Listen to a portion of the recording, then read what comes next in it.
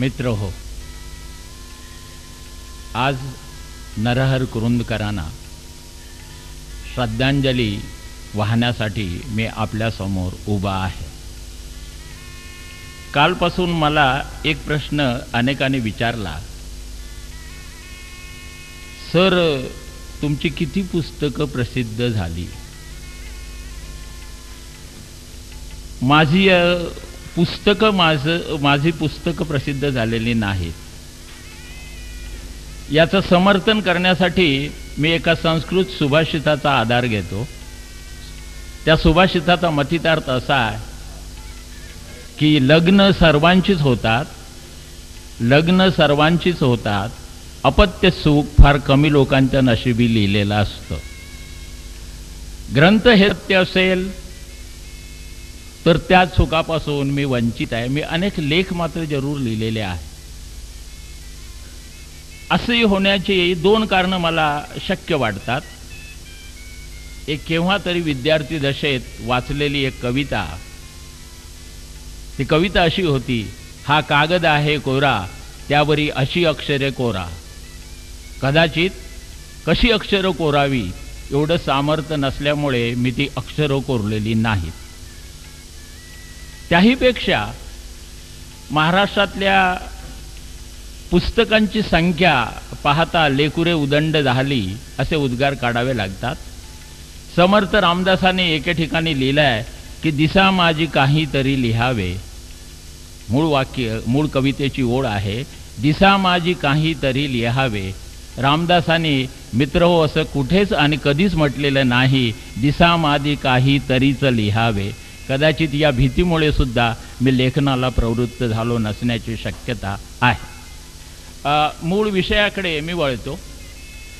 इंग्रजीत असं म्हटलं जातं की those whom god love die young. परमेश्वराला आवडणाऱ्या माणसांचा मृत्यू हा अकाली असतो। नरहर कुरुंदकर 49 ते 50 वर्षाचं आयुष्य, या प्रतिभावंत माणसाची गरज कदाचित परमेश्वराला भासली असावी। त्यामुळे स्वर्ग श्रीमंत झाला असण्याची शक्यता आहे, पण पृथ्वी मात्र अवश्य गरीब झालेली आहे। स्वर्ग श्रीमंत झाला किंवा नाही हे कळणं अवघड आहे, कारण आपण मेल्याशिवाय स्वर्ग हा दिसत नसतो। जेव्हा स्वर्गात जायची वेळ येईल तेव्हा मात्र मी या प्रश्नाची अवश्य वरती चौकशी करेन की एवढा प्रज्ञावंत मनुष्य ज्याची तुमच्यापेक्षा जास्त गरज आम्हाला होती, या माणसाच्या अकाली निधनाने महाराष्ट्रच नव्हे तर संपूर्ण देशाचं सांस्कृतिक जीवन जे आहे हे कमालीचं गरीब झालेलं आहे। नल दमयंती स्वयंवरामध्ये एक उल्लेख आहे की नलराजाच्या संदर्भामध्ये दमयंती म्हणते की हा युवराज जो आहे, हा राजपुत्र आहे, हा कुठला हे मला माहीत नाही। तो स्वर्गातला आहे, तो मृत्यूतला आहे की पाताळातला आहे हे मला सांगता येणार नाही, पण ज्या लोकीचा हा असेल तो लोक क्रमांकाने पहिला येईल। आणि नरहर कुरुंदकरांच्या बाबतीमध्ये सुद्धा मित्रो आपल्याला असंच म्हणता येईल।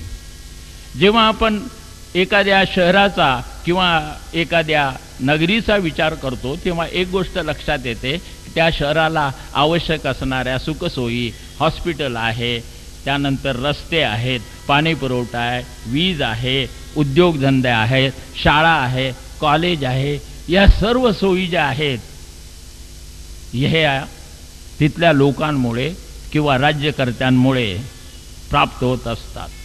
पण प्रत्येक शहराला जी एक संस्कृती असते ती संस्कृती देणारं असं एक व्यक्तिमत्व त्या शहरात असतं। जसं आमच्याकडे आमच्या उज्जैनला शिवमंगल सिंग सुमन कवी, तसे या शहराला सांस्कृतिक व्यक्तिमत्व, या शहरापुरतंच मी कुरुंदकरांना मर्यादित करणार नाही, संपूर्ण महाराष्ट्राला सांस्कृतिक श्रीमंती देणारं असं जर एक व्यक्तिमत्व कुठलं असेल तर ते नरहर कुरुंदकर हे व्यक्तिमत्व आहे। त्यामुळे महाराष्ट्र खरोखरच गरीब झालेला आहे त्यांच्या अकाली निधनामुळे। माझ्या व्याख्यानाच्या शेवटी आज त्यांची आवश्यकता आपल्याला का तीव्रतेने भासते याचं विवेचन मी करणार आहे। सकाळी गुरुजींच्या पुतळ्याला हार घालण्याच्या वेळेला वरती ज्या कमानीवरती लिहिलं होतं की भाग्यनगर, आणि ज्या ठिकाणी भाग्यनगर लिहिलं होतं हे भाग्यनगर कोऑपरेटिव्ह हाऊसिंग सोसायटी, त्याच्या खाली गुरुजींचा पुतळा होता. हे भाग्य त्या सोसायटीचंच नाही, हे भाग्य संपूर्ण नांदेड शहराचं, संपूर्ण मराठवाड्याचं, संपूर्ण महाराष्ट्राचं आहे, हे माझ्या लक्षात आलं. गुरुजींच्या प्रतिमेला हार घालत असताना आमच्यापैकी जवळजवळ प्रत्येकाला टेबलावर चढून हार घालावा लागला. क्षणात मला जाणीव झाली की या व्यक्तिमत्वापुढे महाराष्ट्रातली शारीरिकदृष्ट्या आणि बौद्धिकदृष्ट्या उंच असलेली व्यक्तिमत्व सुद्धा खुजी आहेत. आणि मी प्रामाणिकपणे मान्य करतो, शारीरिक आणि बौद्धिक उंची नसून सुद्धा गुरुजींच्या संदर्भात बोलणं म्हणजे लहान तांडी मोठा घास घेणं याची मला जाणीव आहे. पण तरीही मी प्रयत्न करणार आहे. वस्तुतः गुरुजींच्या व्यक्तिमत्वाचं आकलन करणं म्हणजे अनेक आंधळ्यांनी मिळून एका हत्तीचं वर्णन करण्यासारखं आहे. कुठला पैलू सुटेल हे सांगता येत नाही. त्या व्यक्तिमत्वाचा विचार करणारं व्यक्तिमत्व सुद्धा तेवढं चतुरस्र असायला हवं. त्याला विविध विषयांची जाण असणं आवश्यक आहे, तेवढा व्यासंग असणं आवश्यक आहे. गुरुजींच्या संदर्भामधला माझा हा जो प्रयत्न आहे हा एका वेगळ्या दिशेचा असा प्रयत्न आहे. वस्तुतः हा अधिकार नांदेडकरांचा आहे. वाडीकर सर आहेत, दत्ता भगत आहे, ज्यांना त्यांचं वाङ्मय आणि प्रत्यक्ष सहवास ज्यांना लाभला आहे, अशा व्यक्तीने गुरुजींवर बोलणं हे अधिक योग्य झालं असतं. तरी मी गुरुजींवरती बोलण्याचं धाष्ट्य करत आहे, कारण गुरुजींचा आणि माझा प्रत्यक्ष परिचय एका त्या साहित्य संमेलनामध्ये फक्त 5 मिनिटापुरता आला होता. आम्ही अध्यक्षीय भाषणासाठी बसलो होतो. लगेच माझ्या लक्षात आलं की मी बसलो आहे शेजारी ज्यांच्या ते व्यक्तिमत्व नरहर कुरुंदकर आहेत. सरांच्या पंक्तीला बसणं एवढा माझा अधिकार नाही, पण श्रोत्यांची एवढी प्रचंड गर्दी होती की सरांपासून थोडं वेगळं हटून बसणं हे मला शक्य नव्हतं. नाही तर मी तेही केलं असतं, याचीही मला नम्र जाणीव आहे. मित्र हो, कालपासून मी सरांच्या संदर्भातल्या अनेक घटना, अनेक प्रसंग सातत्याने ऐकत आलो आहे. आणि हे व्यक्तिमत्व कसं होतं, हे जे प्रसंग आहेत, या ज्या घटना आहेत, ह्या ज्या आठवणी आहेत, ह्या काही वर्षानंतर आख्यायिका होतील. यांचा संग्रह करणं आवश्यक आहे. लोकमान्य टिळकांची चरित्र अनेकांनी लिहिली, परंतु लोकमान्य टिळकांच्या आठवणी आणि आख्यायिका याच्यातून जे लोकमान्य टिळक कळतात आपल्याला, तेवढे दुसऱ्या कशातूनही कळत नाही. आठवणीतून माणूस कसा कळतो, हा लोकमान्यांच्या संदर्भातला एक याचं उदाहरण मी देतो. नर फाटकांनी लिहिलेल्या पुस्तक त्यांच्या चरित्रामध्ये याचा उल्लेख आहे. लोकमान्य टिळकांना एकदा आपण शरीर कमवावं असं वाटलं आणि मग त्यांनी व्यायाम केला. फाटक सोडून लोकमान्य टिळकांच्या सर्व चरित्रकारांनी लिहिलं की पुढे मंडालेच्या कारावासामध्ये होणाऱ्या यातना ज्या आहेत त्या सहन कराव्या लागण्यासाठी टिळकांनी व्यायाम केला. गंमत वेगळीच होती की लोकमान्य टिळकांचं जेव्हा लग्न झालं तेव्हा त्यांचे मित्र त्यांची थट्टा करत असत, या जोडप्याकडे पाहून हे वरण भात आहे. कारण सत्यभामाबाई ह्या थोड्याशा लठ्ठ होत्या आणि टिळक किरकोळ होते. आणि मित्रांनी केलेली चेष्टा वैवाहिक संबंधावरून अतिशय जिव्हारी लागते. आणि मग त्याच्यातून मार्ग काढण्यासाठी टिळकांनी व्यायाम केला. टिळकांचं जे सामाजिकीकरण होतं, तुमच्या आमच्या पातळीवरती आलेले लोकमान्य आपल्याला अधिक जवळचे वाटत असतात. गुरुजींच्या आठवणी सुद्धा अशाच संग्रहित करायला हव्यात. कारण एखाद्या व्यक्तीला पाहण्यासाठी, त्याचं सर्वांगीण दर्शन होण्यासाठी आपली जागा न सोडता त्या व्यक्तीचं आकलन करण्यासाठी काही दुसरा मार्ग अवलंबावा लागतो. आपल्याला आपली तर जागा सोडायची नाही आहे. आणि मग त्या व्यक्तीला जर फिरतं केलं तर त्या व्यक्तीच्या व्यक्तिमत्वाचे सर्व पैलू आपल्याला अधिक चांगलेपणाने दिसतात. अच्युत बर्व्यांची एक कॅलिडोस्कोप नावाची कादंबरी आहे. आणि या कॅलिडोस्कोपमध्ये त्या कादंबरीचा जो नायक आहे त्या नायकाचं निधन होतं आणि ती बातमी वर्तमानपत्रात आल्यानंतर त्या व्यक्तीच्या संदर्भातल्या ज्या प्रतिक्रिया आहेत वेगवेगळ्या व्यक्तींच्या त्या व्यक्त होतात आणि त्याच्यातून तो कॅलिडोस्कोप जो आहे हा साकार होतो. या कॅलिडोस्कोपमधून जसा स्पेक्ट्रम दिसतो, सप्तरंगी इंद्रधनुष्य दिसतं, तसे गुरुजी आणि गुरुजींचे विद्यार्थी यांचे जे जिव्हाळ्याचे संबंध आहेत हे दिसतील. आणि याच्यासाठी गुरुजींच्या ज्या आठवणी आहेत या आठवणी त्यांच्या सर्व शिष्यांनी प्रामाणिकपणे त्या लिहायला हव्यात. आणि मला वाटतं त्याचं संकलन करण्यासाठी डॉक्टर वाडीकर आणि दत्ता भगत आता सेवानिवृत्त होत आहेत, यांच्या एवढी अधिकार असलेली माणसं जी आहेत, माहिमभटाच्या निर्माण लिहिलेल्या ज्या चक्रधराच्या आठवणी आहेत तशा गुरुजींच्या आठवणी होतील. आणि हे आठवणी हे मराठवाड्यातच नव्हे तर महाराष्ट्राचं सर्वात चांगलं असं विचारधन होण्याची शक्यता आहे. आणि त्यामुळे गुरुजींच्या व्यक्तिमत्वावरती कसा प्रकाश पडतो, कारण व्यक्ती कळली की मग त्याचं साहित्य कळणं हे फार सोपं जातं. कारण साहित्य हे त्या व्यक्तीच्या आत्म्याचा हुंकार असतो आणि तो आत्मा ज्या शरीरात आहे त्या शरीराचे गुणधर्म, त्या व्यक्तिमत्वाचे गुणधर्म मित्र हो हे आपल्याला कळणं आवश्यक आहे. माझी अशी कळकळीची आणि नम्र अशी विनंती आहे, खेडोपाडी शहरी संपूर्ण महाराष्ट्रभर जे गुरुजींचे शिष्य आहेत, जे गुरुजींच्या संपर्कात आलेले आहेत, त्याने या प्रकल्पाला मदत करावी आणि गुरुजींच्या आठवणी ज्या आहेत त्या आठवणी संग्रहित कराव्या. मी गुरुजींबद्दल असं म्हणेल की मला फमू शिंदे म्हणाले होते की मराठवाड्यामध्ये, सावंत सर, मराठवाड्यामध्ये गुरुजी हे संबोधन फक्त नरहर कुरुंदकरांच्या बाबतीतच वापरलं जातं. आणि ते खरं आहे की शिष्याचं व्यक्तिमत्व जे आहे हे व्यक्तिमत्व आंतरबाह्य उजळून निघावं याच्यासाठी प्रयत्न करणारा असा हा शिक्षक आहे. मी तर असं म्हणेन, आपले विद्यार्थी आणि आपला विषय यांच्यावर प्रेम करणारा असा प्राध्यापक, असा शिक्षक महाराष्ट्रात झाला नसण्याची शक्यता जास्त आहे असण्यापेक्षा. अर्थात मी जेव्हा म्हणतो की गुरुजींचे विद्यार्थी आणि विषय, तेव्हा मला विषय या संदर्भामध्ये एक गोष्ट नमूद करावीशी वाटते. गुरुजींचा विषय म्हणजे नरहर कुरुंदकर हे व्यक्तिमत्व मराठीचं प्राध्यापक होतं आणि त्यांचाने मराठी विषयाचं अध्ययन आणि अध्यापन एवढा मला अभिप्रेत नाही. मी जेव्हा गुरुजींच्या संदर्भात विद्यार्थी आणि विषय, त्यांचे विद्यार्थी जसे अनेक आहेत, अनेक स्तरातले, अनेक बौद्धिक स्तर असलेले, ते खेड्यातले आहेत, ते शहरातले आहेत, ते संपूर्ण महाराष्ट्रातले आहेत, आर्थिक स्थिती ज्यांची विषम आहे, समृद्ध आहे, अशी सगळी माणसं, महाराष्ट्रीयन माणसं कुठल्याही एका मुद्द्यावरती एकमत होत नाहीत. पण गुरुजी हे व्यक्तिमत्व असं आहे की या मुद्द्यावर सतत कलहशील असलेली जे महाराष्ट्रीयन माणसं ती मात्र सुदैवाने एकमत होतात, एवढं हे व्यक्तिमत्व आहे. आणि म्हणून ह्या व्यक्तिमत्वाचं हे वैशिष्ट्य मला अधोरेखित करावंसं वाटतं. मी जेव्हा म्हणतो की गुरुजीने अनेक विषयाचा परामर्श घेतलाय, नरहर कुरुंदकर यांचे विद्यार्थी जसे अनेक आहेत, तसं नरहर कुरुंदकर यांची बहुरंगी बहुढंगी प्रतिभा, या प्रतिभेच्या कक्षेतून एकही विषय जो आहे हा विषय सुटलेला नाही. त्यामुळे आज गुरुजींवरती बोलणं हे थोडंसं मला अवघड असं जात आहे, कारण एवढ्या सगळ्या विषयांचा परामर्श घेणं याला माझी बौद्धिक क्षमता कमी पडण्याची शक्यता मित्र हो, ही शक्यता मी नाकारत नाही.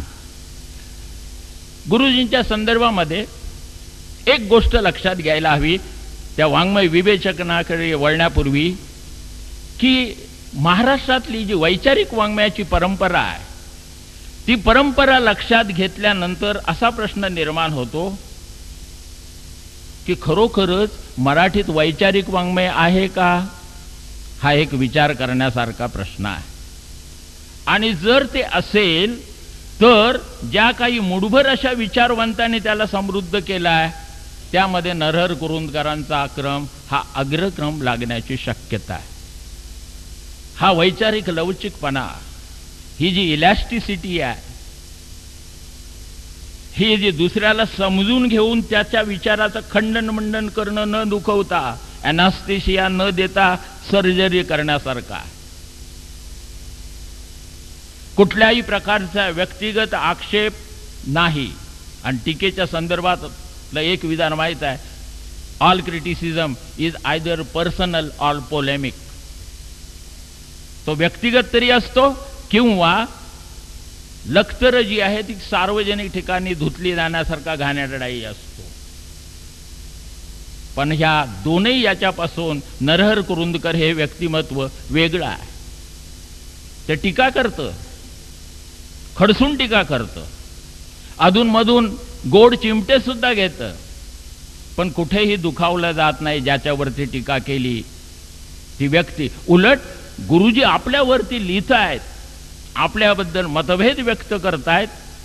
हा महाराष्ट्रातल्या कितीतरी मान्यवरांना आपला सन्मान वाटलेला आहे की गुरुजींनी ज्याचा परामर्श घ्यावा, गुरुजींनी ज्याच्यावरती आपली लेखणी चालवावी, एवढं व्यक्तिमत्व महाराष्ट्रातलं मोठं आपला परामर्श घेत आहे.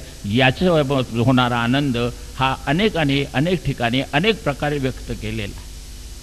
हा माणूस वैचारिक क्षेत्रामध्ये एवढा लवचिक का झाला याची माझी मी कारण मीमांसा मांडतोय. कालही एमएच्या विद्यार्थ्यांसमोर बोलत असताना हे सूत्र पकडून मी बोललो होतो. याच्याशी तुम्ही सहमत व्हाल किंवा सहमत व्हावं असा माझा आग्रह नाही. कालही मी माझ्या व्याख्यानात सांगितलं, माझी एक भूमिका असतं, मी श्रोत्यांना नेहमी सांगत असतो, let us agree to disagree, की आपला मतभेद होणार हे गृहीत धरूनच तुम्ही मला ऐका आणि तुमचा मतभेद होणार हे गृहीत धरूनच मी तुमच्या समोर बोलणार आहे.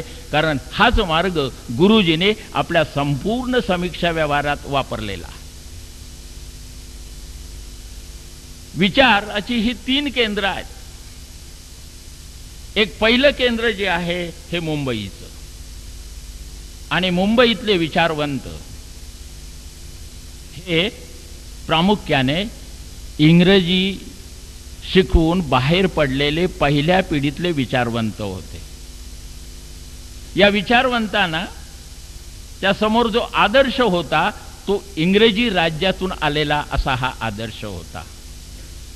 बहुरंगी बहुडंगी अनेक समाज, ब्रह्मो समाज आहे, आर्य समाज आहे, अशा विविध धार्मिक प्रणालींच्या संदर्भात आणि राज्यकर्त्यांच्या जवळ असल्यामुळे ही 3 शहरं, हे 3 प्रदेश भारतातले प्रगत आहेत. एक महाराष्ट्र, दुसरा मद्रास आणि तिसरा बंगाल. काय याचं कारण? कारण राज्यकर्त्यांचा सर्वात जवळचा आणि जास्त संबंध या 3 प्रांतातल्या लोकांचा आलेला आहे. ते राज्यकर्ते व्यापारी असल्यामुळे. म्हणून बंगालचे लोक प्रगत, म्हणून मद्रासचे लोक प्रगत आणि महाराष्ट्रीयन लोक प्रगत, हेही आपण लक्षात ठेवायला हवं या ठिकाणी. हा जो विचार आहे मुंबईच्या विचारवंतांचा, हा बराचसा पाश्चात्यांना पोषक अशा पद्धतीचा आहे.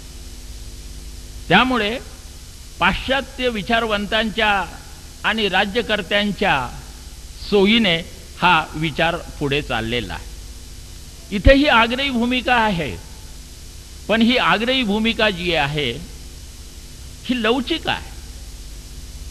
इथे बाळशास्त्री जांभेकर, दर्पणकार या कालखंडातल्या मराठी वर्तमानपत्रांची नावं जर तुम्ही वाचलीत तर तुमच्या लक्षात येईल. विज्ञान विस्तार, दर्पण अशासारखी नावं आहेत, आरसा आहे. आणि जांभेकर सांगतात हा पहिला विचारवंत, कुरुंदकरांनी त्यांचा उल्लेख केलाय, त्यानंतर शेजवलकर या व्यक्तिमत्वाबद्दल सन्मानाने लिहितात. बाळशास्त्री जांभेकर लिहितात की अलीकडे मराठीमध्ये उच्च लेखनाची चाह उरलेली नाही, की उच्च लेखन, उच्च दर्जाचं लेखन जे आहे याची चहा उरलेली नाहीये. आणि तरी बाळशास्त्री त्याने एक शेषाद्री नावाचा एक 12 वर्षाचा मुलगा ख्रिश्चन होतो, त्या 12 वर्षाच्या मुलाला परत त्याने हिंदू करून घेतलं. आणि याच्यानंतर या संपूर्ण प्रकरणामध्ये बाळशास्त्री जांभेकरांना कर्जबाजारी व्हावं लागलं. ही घटना ज्या वेळेला घडली त्याच्यानंतर 50 वर्षाने पुण्याचं पंचहौद प्रकरण घडलेलं आहे.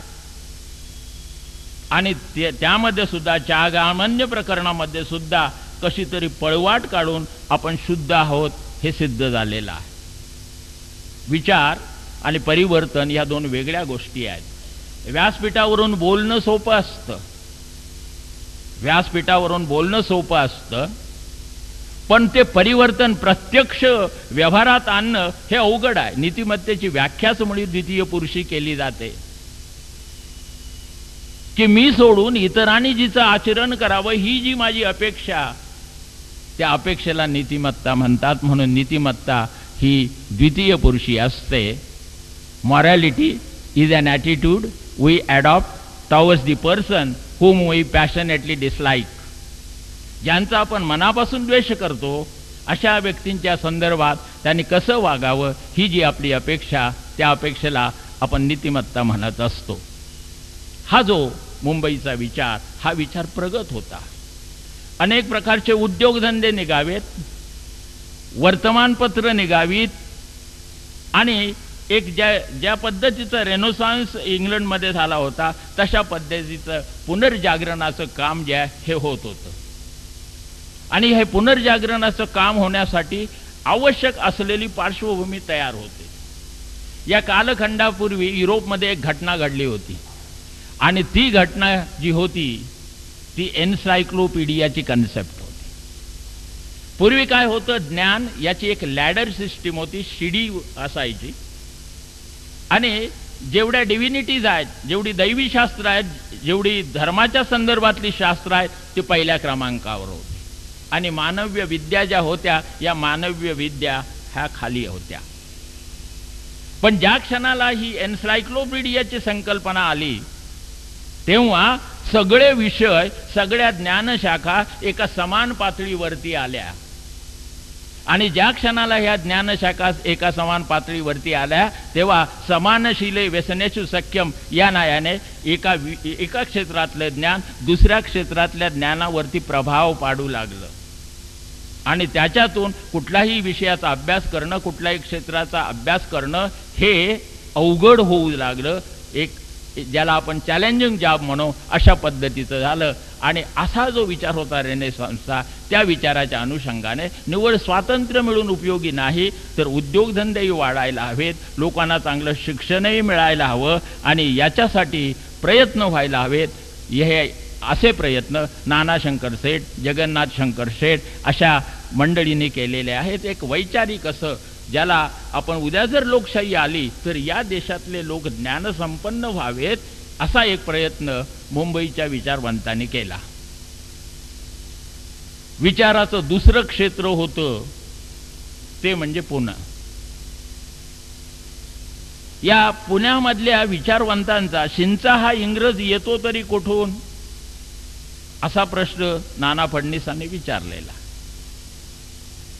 परंपरेवरती पोचलेलं जे ज्ञान आहे, गुरुजी एके ठिकाणी सांगतात, मी आताच त्याचा उल्लेख करतो, की जगातल्या सर्व धार्मिक तत्वज्ञानांचा विचार केला तर एक गोष्ट लक्षात घ्या की जगातल्या धार्मिक तत्वज्ञानापेक्षा वेगळं, उच्च, आदर्श, चांगलं असं हिंदू धर्माचं तत्वज्ञान आहे. याच्यासारखा खोटा मुद्दा नाही हे नरहर कुरुंदकरांनी चक्क आणि स्पष्टपणे जोर देऊन सांगितलंय. जगातल्या सगळ्या धर्मांचं तत्वज्ञान जे आहे त्या सगळ्या धर्माच्या तत्वज्ञानाचा एकच असतो की परमेश्वराने ही जी पृथ्वीवर पाठवलेली माणसं आहेत त्यांचं कल्याण व्हावं, याच्यातूनच हे सगळं तत्वज्ञान जे आहे हे तत्वज्ञान जन्माला आलेलं असतं. हिब्रू धर्माचं तत्वज्ञान तर एका ओळीचंच आहे. ते तत्वज्ञान असं cling fast and let go. Cling fast and let go. Hebrew धर्म सांगतो की मनुष्य जेव्हा जन्माला येतो तेव्हा प्रत्येक गोष्ट आपल्या हातात असावी असं त्याला वाटत असतो. तो लहान मुलांची मूठ जी आहे ही मूठ उघडता येत नाही. फार परिश्रम करावे लागतात, फार ताकद लावावी लागते. जे जे दिसेल ते माझं असं वाटत असतं आणि ज्या क्षणाला माणूस जातो त्या क्षणाला त्याचा हात जो आहे हा असा उघडा असतो. म्हणून cling fast and let go या धर्माच्या ह्या दोन अशा अवस्था सांगितलेल्या आहेत. हे जे पुण्याचे विचारवंत होते, हे पुण्याचे विचारवंत हे कुठल्याही बाबतीत लवचिक नव्हते. त्याला दोन कारणं आहेत. कुठली दोन कारणं? एक, राज्यकर्त्यांचं ते तत्वज्ञान होतं आणि कुठेतरी king can do no wrong या समजुतीवरती ते आधारलेलं होतं. परंपरागत चालत आलेली हिंदू संस्कृती, आपले वेद, आपली पुराणं, आपले स्मृती, श्रुती या सगळ्यांवरती आधारित असलेलं असं ते तत्वज्ञान होतं. आणि हे तत्वज्ञान आग्रहीपणे मांडलं जातो आणि ते मांडण्या एवढी योग्यता सुद्धा तिथल्या सुशिक्षितांमध्ये होती. म्हणजे खरे होते ज्यांना निर्भेळ विचार, मोकळा विचार, याला पुण्यामध्ये कधीही जागा मिळालेली नाही. मित्र हो, आगरकरांना आपली प्रेत यात्रा जिवंतपणे पाहावी लागली. आपुले मरण पाहिले म्या डोळा, हे सौख्य आगरकरांना लाभलं. या पुण्यामध्ये केतकरांचा कसा उपमर्द होत असे हे शीलवतीबाई केतकरांनी, मीच हे सांगितलं पाहिजे, या चरित्रामध्ये याचा उल्लेख केलेला आहे. त्याहीपेक्षा उदाहरण असं हृदयद्रावक असं जर उदाहरण असेल, एक खरा विद्वान उच्च कोटीचा, ज्याने सातत्याने अभ्यास करून फारसीवरती प्रभुत्व मिळवलं, त्या माधवराव पटवर्धनांना प्रणय पंढरीचे वारकरी अशा प्रकारची शीर्षक लावून त्यांना किती हतोत्साहित केलं आहे, हे तुम्ही दन गोखल्यांचं एका चरित्राचं चरित्र हे पुस्तक वाचाल किंवा त्यांनी लिहिलेलं माधव जुलियनांचं चरित्र वाचा, तर मित्र आपल्या लक्षात येईल पुण्याने विद्वान, जी माणसं खऱ्याखुऱ्या अर्थाने विद्वान आहेत, त्या खऱ्याखुऱ्या अर्थाने विद्वान असलेल्या माणसांना पुण्याला मध्ये कधीही तारा मिळालेला नाही. पण हे वैचारिक जे आहे वाङ्मय, हे आपल्याला कळण्यासाठी काही संदर्भ कळावे लागतात, म्हणून विचार महत्वाचा असतो. जर तुम्ही हरिभाऊ आपट्यांच्या कादंबऱ्या वाचाल तर एके ठिकाणी असा उल्लेख येईल की यमू जात असताना तिच्या आणि तिच्या आईचं लक्ष एका मुलीकडे जातं आणि ती आई त्या मुलीला सांगते, यमूला सांगते, बघ तिचा पदर BA आहे.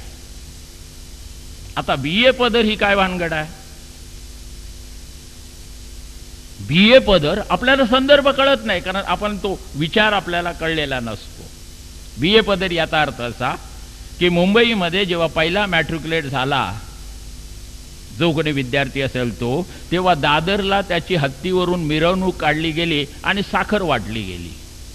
मुंबई विद्यापीठाचा पहिला मॅट्रिक्युलेट, हे सौख्य आज राष्ट्रपतींच्या सुद्धा नशिबी असेल की नाही याची मला शंका आहे.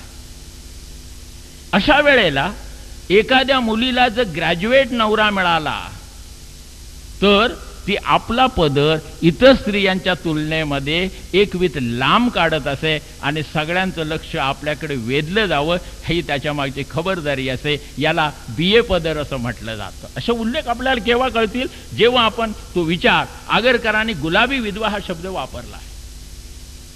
आता गुलाबी विधवा याचा अर्थ काय? एक सत्य सांगतात, जसं श्रीधर व्यंकटेश केतकर सांगतात की प्रेमाची बैठक ही बँक बॅलन्सवरच बसलेली असते. मुलगी सुस्थळी पडली याचा अर्थ काय? आपल्यापेक्षा ज्यांची सांपत्तिक स्थिती जी आहे चांगली असते अशा घरामध्ये मुलगी दिली जाते. अलीकडे मुलं सुद्धा सुस्थळी पडतात. एखाद्या बँकेत नोकरी करणाऱ्या मुलीला जर सरकारी कारकुनी करणारा नवरा मिळाला तर तो पोरगा सुस्थळी पडलेला असतो. समीकरण बदलत असतात. कालाय तस्मै नमः असं म्हणून आपल्याला गप्प राहायला. तर तिथे त्या पुनर्विवाहामध्ये सुद्धा त्या स्त्रीचं रूप लक्षात घेतलं जातं.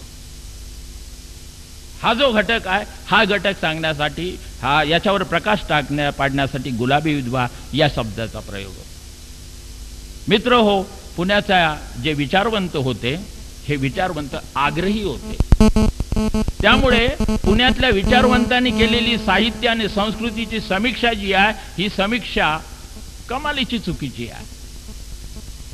हरिभाऊ आपट्यांचा उल्लेख हऱ्या आपटे अशा इतक्या उर्मटपणे केला जात असे.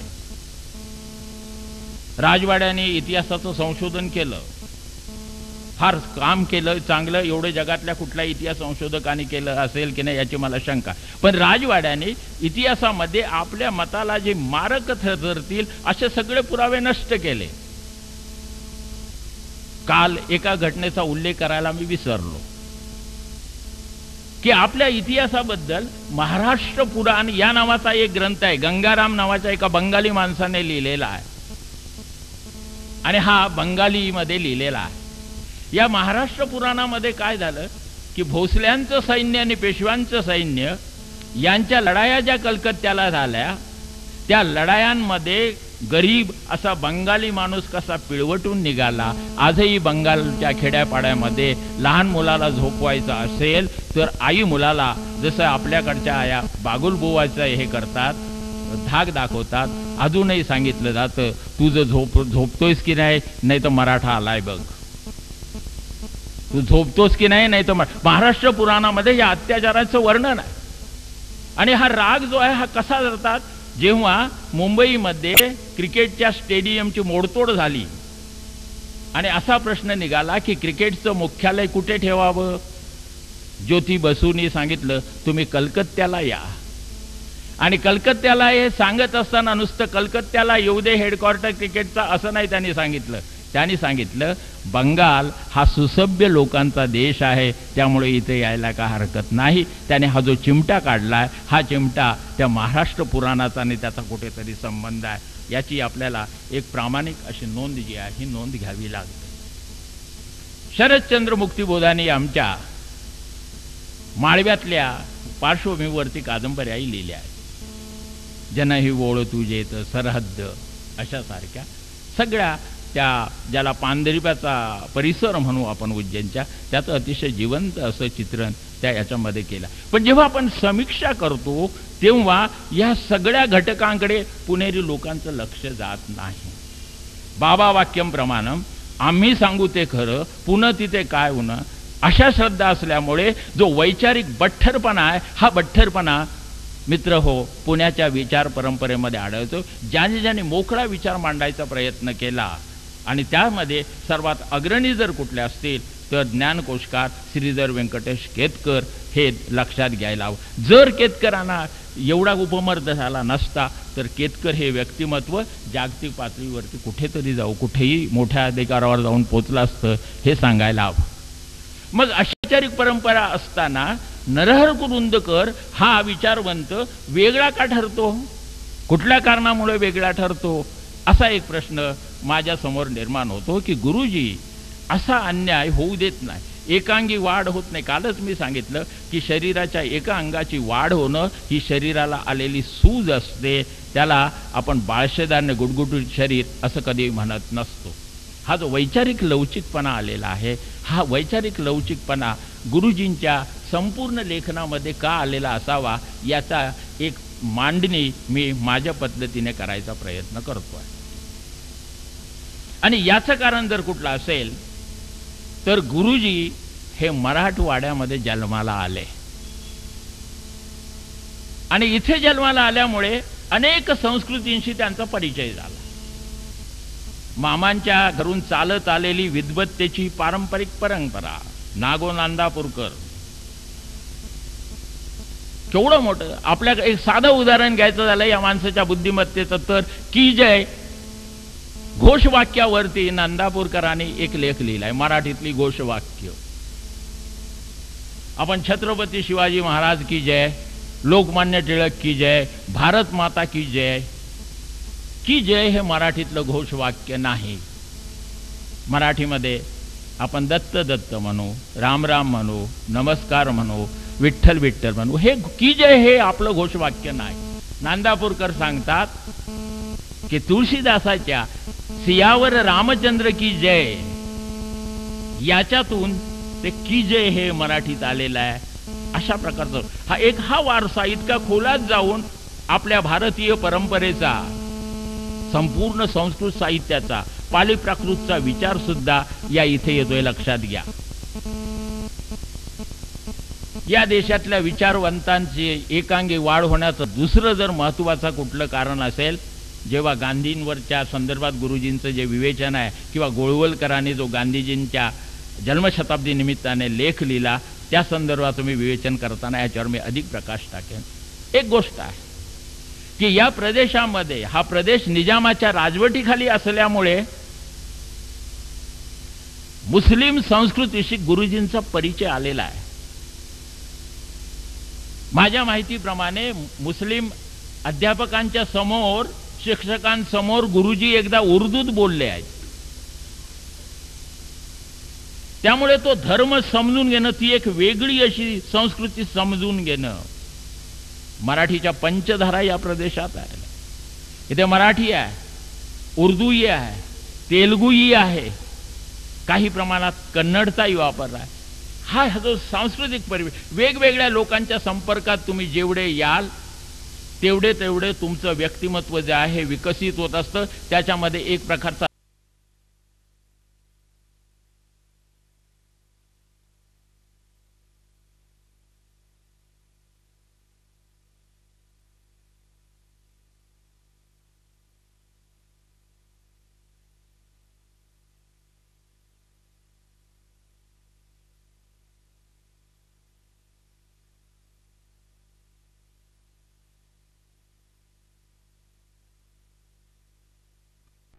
होऊ देत नाही, एकांगी वाढ होत नाही. कालच मी सांगितलं की शरीराच्या एका अंगाची वाढ होणं ही शरीराला आलेली सूज असते. त्याला आपण बाळशेदारने गुडगुडीत शरीर असं कधी म्हणत नसतो.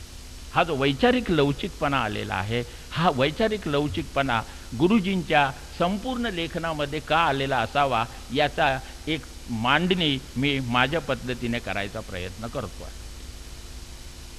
आणि याचं कारण जर कुठलं असेल तर गुरुजी हे मराठवाड्यामध्ये जन्माला आले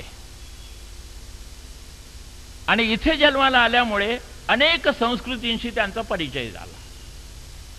मामांच्या घरून चालत आलेली विद्वत्तेची पारंपरिक परंपरा, नागो नांदापूरकर, केवढं मोठं. आपल्या एक साधं उदाहरण घ्यायचं झालं या माणसाच्या बुद्धिमत्तेचं तर की जय घोषवाक्यावरती नांदापूरकरांनी एक लेख लिहिलाय, मराठीतली घोषवाक्य. आपण छत्रपती शिवाजी महाराज की जय, लोकमान्य टिळक की जय, भारत माता की जय, की जय हे मराठीतलं घोषवाक्य नाही. मराठीमध्ये आपण दत्त दत्त म्हणू, राम राम म्हणू, नमस्कार म्हणू, विठ्ठल विठ्ठल म्हणू. हे की जय हे आपलं घोषवाक्य नाही.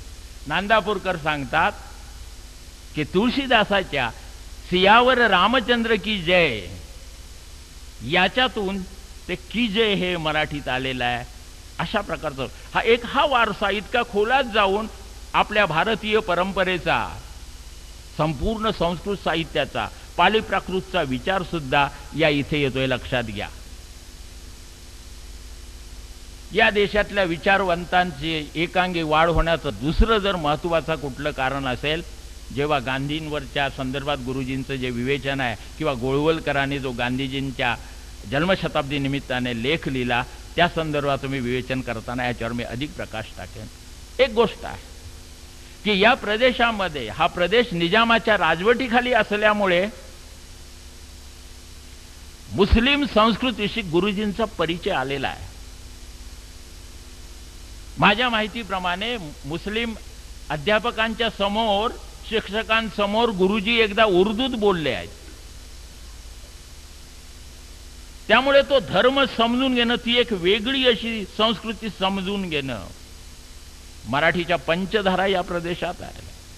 इथे मराठी आहे, उर्दूही आहे, तेलुगूही आहे, काही प्रमाणात कन्नडचाही वापरला आहे. हा जो सांस्कृतिक परिवेश, वेगवेगळ्या लोकांच्या संपर्कात तुम्ही जेवढे याल तेवढे तेवढे तुमचं व्यक्तिमत्व जे आहे विकसित होत असतं. त्याच्यामध्ये एक प्रकारचा लवचिकपणा येत असतो. मराठवाड्यामध्ये गुरुजी असल्यामुळे, इथे त्यांचा जन्म झाला असल्यामुळे विविध रंगी, विविध ढंगी, विविध धार्मिक संप्रदायांचं त्याच्यात स्वामी रामानंद तीर्थांसारखं सुद्धा व्यक्तिमत्व आलं. आणि जेव्हा अशा प्रदेशातला एखादा विचारवंत येतो तेव्हा तो कुठलीही विचारधारा जी आहे ही विचारधारा आपल्यापर्यंत येणं थांबू देत नाही. नरहर कुरुंदकर या व्यक्तिमत्वाने हे केलं आहे.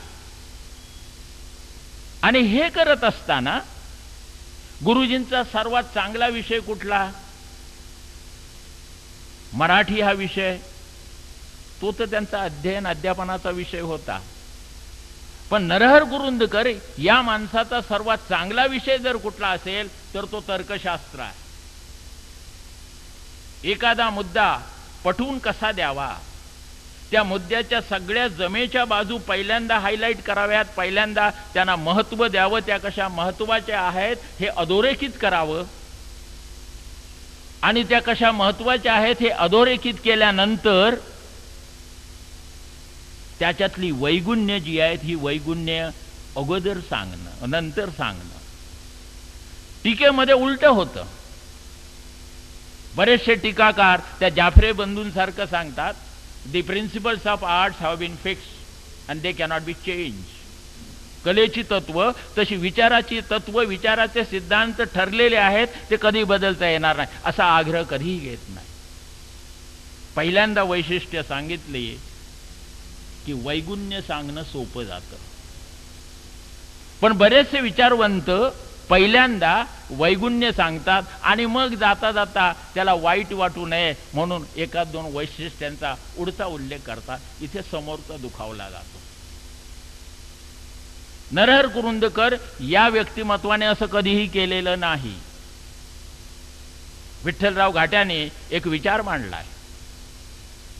तो कुठला विचार?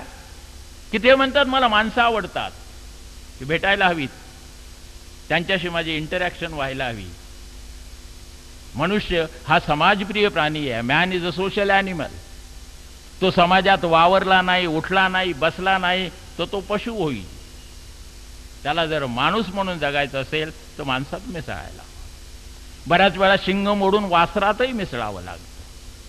ती शिंग आपली बोचक होणार नाहीत, मग ती वैचारिक असो की साहित्यिक असो, ही सुद्धा खबरदारी आपल्याला मित्र घ्यायला हवी. पण मला माणसं अधिक आवडतात पुस्तकातून भेटलेली. कारण पुस्तकातून भेटलेली माणसं जी असतात त्यांची आपल्याला हवी तेव्हा भेट घेता येते. त्यांची अगोदर अपॉइंटमेंट घेण्याची गरज नसते. मला नरहर कुरुंदकर हा माणूस पुस्तकातून जेव्हा भेटतो, कारण प्रत्यक्ष सहवासात राहण्याचं भाग्य मला मिळालं नाही, तेव्हा तो अधिक आवडतो. आणि जेव्हा भेट होते कुरुंदकर या व्यक्तिमत्वाची आणि माझी, तेव्हा मला पहिल्यांदा ह्या व्यक्तिमत्वाचं वैशिष्ट्य जाणवत असेल की महाराष्ट्रातल्या कुठल्याही विचारवंताकडे नसेल अशी दुर्मिळ आणि दुर्लभ अशा प्रकारची तर्कबुद्धी या माणसाजवळ आहे.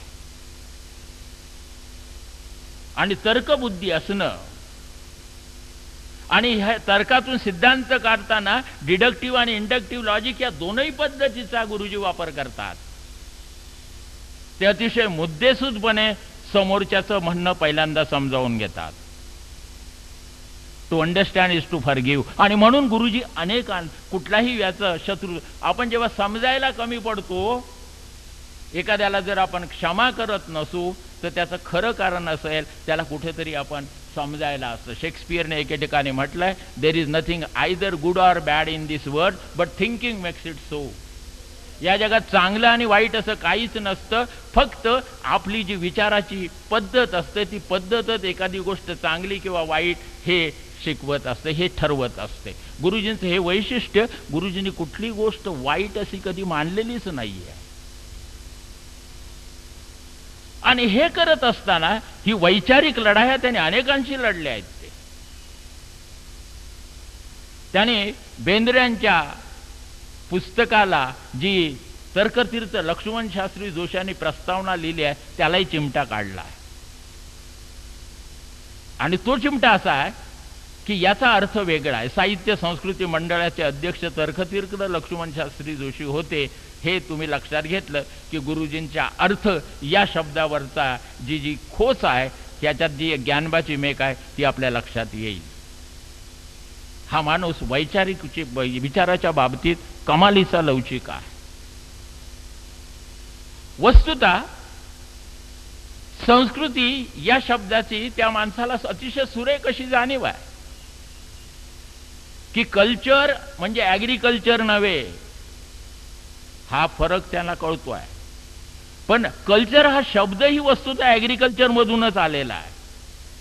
दुर्गा भागवत सांगतात की कोल्टास या जर्मन शब्दापासून तो आलाय आणि त्याचा अर्थ कृषी. या संस्कृतीच्या सगळ्या अंगांचं अध्ययन गुरुजी करतायत आणि याच्यासाठी आवश्यक असलेल्या विविध भाषांचं ज्ञान आहे. त्यांच्या साहित्यामध्ये हेलेनिक संस्कृतीचा विचार येतो. हेलेनिक संस्कृती इतिहासाच्या प्राध्यापकांना सुद्धा माहीत नसेल बऱ्याचशा की हेलेनिक संस्कृती काय. गुरुजी खोळात जातात. ऋषीचं कूळ आणि नदीचं मूळ शोधू नये असं जर म्हणतात, पण या माणसाची जिद्द अशी, त्याला ऋषीचं कूळही शोधायचं आहे आणि नदीचं मूळही शोधायचं आहे. आणि त्यासाठी आवश्यक असलेली जी तपश्चर्या आहे, त्यासाठी आवश्यक असलेली मेहनत गुरुजी करायला तयार आहेत. काल पांडे सर म्हणाले, त्यांच्या कॉलेजमध्ये मी बोलत असताना, गुरुजी हे पायी कॉलेजला येत असत. आता पायी चालणारे बरेच असतात. मी सगळीकडे पायी फिरतो म्हणजे मी काय नरहर कुरुंदकर यांच्या एवढा विद्वान होईन का? नाही. पण पांड्यांनी लगेच मला सांगितलं, गुरुजी जेव्हा पायीच कॉलेजला जात असत तेव्हा त्यांच्या हातामध्ये पुस्तक असायचं.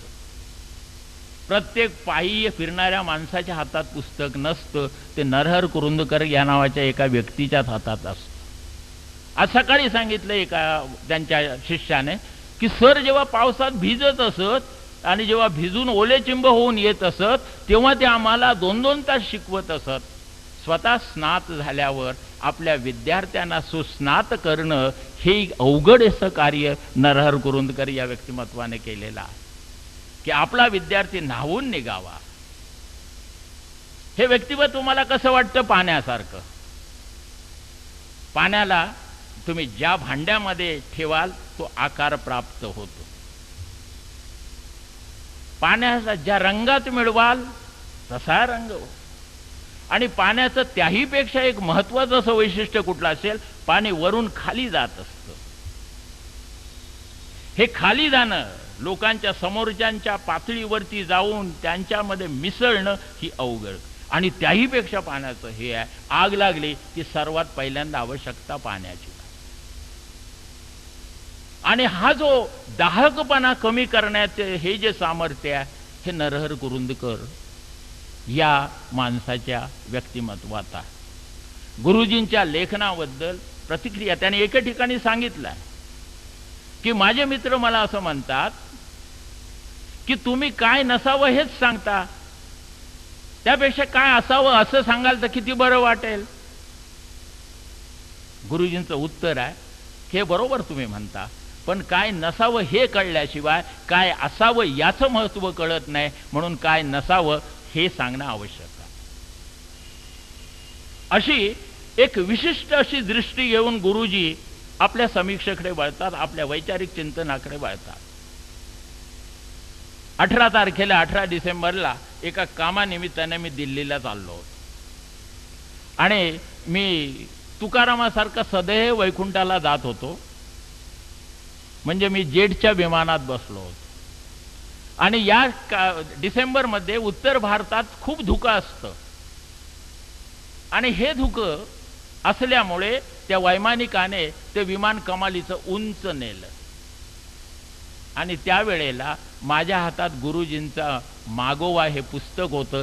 त्याही उंच ठिकाणी या माणसाची बौद्धिक उंची मला जाणवली. हे सांगायला मला आनंद वाटतो की एवढी मोठी उंची, एवढी भरारी. ही भरारी नुसती कल्पनेची भरारी नाही, कल्पनेची भरारी याचा एक सुरेख किस्सा सकाळी मला त्या सरांनी सांगितलं की फ्लाइट ऑफ इमॅजिनेशन आहे. गुरुजी कधीही कल्पनेची भरारी मारत नाही. या माणसाचं संपूर्ण अधिष्ठान जे आहे हे वास्तवाचं अधिष्ठान असतं, सत्याचं अधिष्ठान असतं. सत्यान्वेषी दृष्टी जर असेल आणि त्याबरोबर समोरच्यावरती आपण जाणीवपूर्वक अन्याय करत नाही अशी जर समजूत असेल तर सत्यान्वेषी दृष्टी ही कधीही काकदृष्टी होत नाही.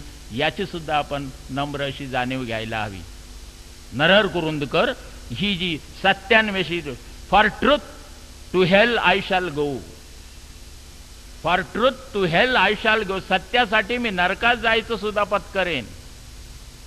एखाद्या विषयाचं मला आकलन व्हायचं असेल, करून घ्यायचं असेल तर त्या विषयाशी संबंधित असलेले जेवढे सगळे संदर्भ असतील तेवढे सगळे संदर्भ चालल्याशिवाय मी त्या विषयावरती बोलणार नाही. अलीकडचं युग आहे इतक्या विद्वान वक्त्यांचं आहे, आमच्याकडेही आहे, तुमच्या महाराष्ट्रातही असतील, जे वेदापासून आयुर्वेदापर्यंत तेवढ्याच ताकदीने बोलतात. कसं काय त्यांना शक्य होतं हे मला अद्याप कळलेलं नाही. ही जी वृत्ती आहे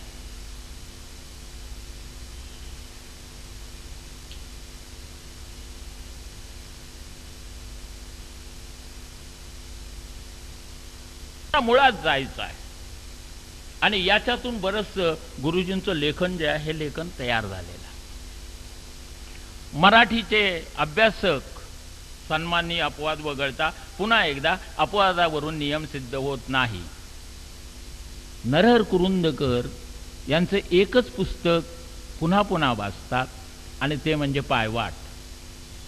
कारण त्याच्यावरती नारायण सुर्व्यांच्या कवितेवरती गुरुजीने जो एक प्रदीर्घ लेख लिहिला आहे. नारायण सुर्वे कुठल्या तरी विद्यापीठाच्या अभ्यासक्रमात असतात आणि नरहर कुरुंदकराने त्यांच्यावरती फार चांगलं लिहिलं आहे असं विद्यार्थ्याला कळलेलं असतं. विद्यार्थी तेवढाच धडा पायवाटमधला हा वाचत असतो. या माणसाने ज्ञानसंग्रह कसा केला आहे. एका अवलियाची गोष्ट सांगतात की तो रस्त्याने जात असताना रस्त्यात दिसणारा प्रत्येक कागद श्रद्धेने उचलत असे आणि ही त्याची श्रद्धा कुठली होती. त्याला असं वाटत असे की शायद इसके ऊपर अल्लाह का नाम लिखा होगा. गुरुजींनी प्रत्येक पुस्तक जे हाताळलेलं आहे ते प्रत्येक पुस्तक हाताळताना त्याने असेच संदर्भ शोधायचे प्रयत्न केले. वास्तवाचं भान कधीही सुटत नाही. गुरुजींनी शेजवलकरांवरती लिहिलं आहे आणि त्या शेजवलकरांवरती लिहित असताना त्यांनी आचार्य अत्र्यांच्या एका विधानाचा परामर्श घेतला. शेजवलकर हा माणूस मोठा प्रतिभावंत. शिवाजी महाराज किती वर्ष जगले हे तुम्ही सांगू शकाल, पण ह्या माणसाने शिवाजी महाराजांच्या आयुष्यातल्या दिवसांची संख्या मोजली आहे. शेजवलकर सांगतात शिवाजी महाराज 18,306 दिवस जगले. ना 18,307 ना 18,305. शेजवलकर सांगतात शिवाजी महाराजांचं आयुष्य 18,306 दिवस जगले. आत्र्याने लिहिलं की एशियाटिक लायब्ररी मधली सगळी पुस्तकं शेजवलकरांनी वाचली. आता असली भंपक विधानं नरहर कुरुंदकर या व्यक्तिमत्वाला पटणारी नाहीत. कुरुंदकरांनी सांगितलं की रोज मोठं एक पुस्तक जरी वाचलं आणि शेजवलकरांच्या आयुष्यातल्या दिवसांची जर आपण गणना केली तर शेजवलकर 25,000 पेक्षा जास्त पुस्तकं वाचू शकणार नाहीत आणि एशियाटिक लायब्ररीमध्ये तर 1 लाखापेक्षा जास्त पुस्तक आहे. कुठल्याही विधानामधला जी अतिशयोक्ती आहे ही अतिशयोक्तीला चांगल्या विचारात कधीही स्थान नसतो. व्याख्येच्या संदर्भातल्या 2 अडचणी तुम्हाला माहीत आहेत. एक तर व्याख्या जी आहे ही अतिव्यापक होते, टू ब्रॉड ए डेफिनेशन, किंवा ही अल्प अशी होते, टू नॅरो ए डेफिनेशन. बरीचशी अंग सुचतात. पण गुरुजींचा जो विचार असतो त्या विचारातून कुठलंही अंग सुटणार नाही याची खबरदारी ते घेतात. त्यांना भरत मुनीच्या नाट्यशास्त्राचा अभ्यास करावासा वाटतो आणि भरत मुनीच्या नाट्यशास्त्राचा अभ्यास करत असताना त्यांच्या लक्षात येतं की भरत मुनीने संगीताबद्दल बरंच काही लिहिलं आहे आणि मग या माणसाला संगीत या कलेचा मागोवा घ्यावा असं वाटतंय. संगीताबद्दल साहित्यिकांनी 2 ठिकाणी लिहिलं आहे. नरेंद्राच्या रुक्मिणी स्वयंवराचं जे संपादन भाऊसाहेब कोलत्यांनी केलं आहे त्यातल्या संगीत तत्वावरती कोलत्यांनी प्रस्तावनेत बरंचसं लिहिलं आहे.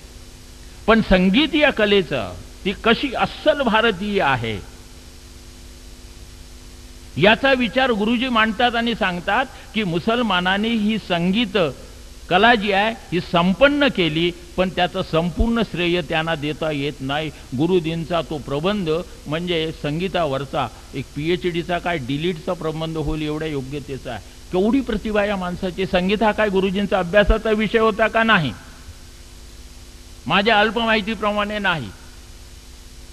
परंतु जर या विषयावर लिहायचं असेल तर या विषयावरती जेवढं ज्ञान उपलब्ध आहे त्या सगळ्या ज्ञानाची, त्या सर्व ज्ञानशाखांची छाननी केल्याशिवाय गुरुजींचं समाधान होत नाही. अतृप्त असतं ज्ञानाच्या संदर्भामध्ये. हे फार महत्त्वाचं असतं. आपल्याला सगळं कळलं, सगळं येतं, हे ज्या क्षणाला सुरू होतं त्या क्षणाला वाढ संपते. याही वयामध्ये मी जेव्हा एखादं चांगलं पुस्तक वाचतो तेव्हा माझी प्रतिक्रिया अशी असते की या क्षेत्रामध्ये मी किती गाढव आहे.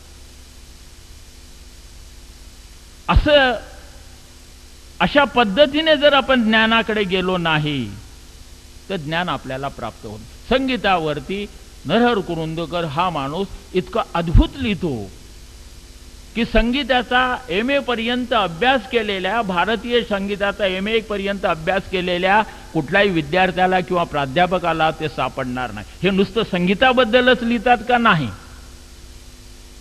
या लेखाचं व्यवच्छेदक लक्षण, डिफरन्शियल कॅरेक्टरिस्टिक जर कुठलं असेल तर मूळ सुरुवात झाली आहे की संस्कृतीमध्ये या सगळ्या कलांचं काय स्थान आहे. एरिस्टॉटल आणि भरतमुनी हे समकालीन. एरिस्टॉटलने आपल्या याला पोएटिक्स हे नाव दिलेलं आहे आणि आपल्याकडे काव्येषु रमम शाकुंतल असं म्हटलं आहे की काव्यामध्ये शाकुंतल त्याच्यातलाही 4थ्या अंकातला अमुक श्लोक ही उक्ती आपल्याला माहिती. पोएटिक्स हा शब्द जो आहे हा शब्द अतिशय व्यापक अशा अर्थाने एरिस्टॉटल वापरतोय. त्याच्यात सगळ्या परफॉर्मिंग नॉन परफॉर्मिंग आर्ट्सही येतात. आणि भरतमुनी हा नाट्यशास्त्रामध्ये नाटकाच्या अनुषंगाने संपूर्ण कला विश्वाची चर्चा करतोय. आणि म्हणून गुरुजींना वाटतं की हे जे संगीत आहे ही श्रेष्ठ कला, ही प्युअर आर्ट आहे. आणि या कलेचा भारतीय वारसा जो आहे हा भारतीय वारसा हा माणूस सांगतो. आणि एक प्रदीर्घ 30 ते 35 पानाचा एक अतिशय उत्कृष्ट असा हा लेख लिहितो. गुरुजींच्या प्रतिभेसमोर नतमस्तक व्हावं लागतं ते जेव्हा ते अशा पद्धतीचं लेखन करतात तेव्हा. या गुरुजींनी दुर्गा भागवतांच्या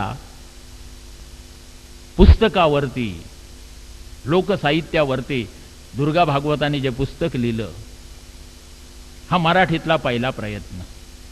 अतिशय चांगलं असं पुस्तक आहे. आणि या लेखामध्ये गुरुजींनी एक सुरेखसा चिमटा महाराष्ट्राच्या विद्वत्तेला आणि रसिकतेला घेतला आहे. गुरुजी लिहितात की मला असं वाटलं होतं, मी 5-6 महिने थांबलो या पुस्तक, लोकसाहित्याची रूपरेखा हे दुर्गा भागवतांचं पुस्तक. 5-6 वर्ष मी वाट पाहिली, महाराष्ट्रातला कुठला तरी विद्वान जो आहे हा विद्वान या पुस्तकावरती लिहील आणि मग माझं काम सोपं होईल. याच्यात एक सुरेख असा या विद्वत्तेला चिमटा. महाराष्ट्रातले विचारवंत न पेलणाऱ्या विषयाच्या संदर्भात कमालीचं थातूर मातूर लिहितात. आणि मग जेव्हा या पुस्तकाचा वेध कोणीही घेत नाही तेव्हा गुरुजींना वाटतं लोकसाहित्याच्या रूपरेखेवरती आपण लिहावं.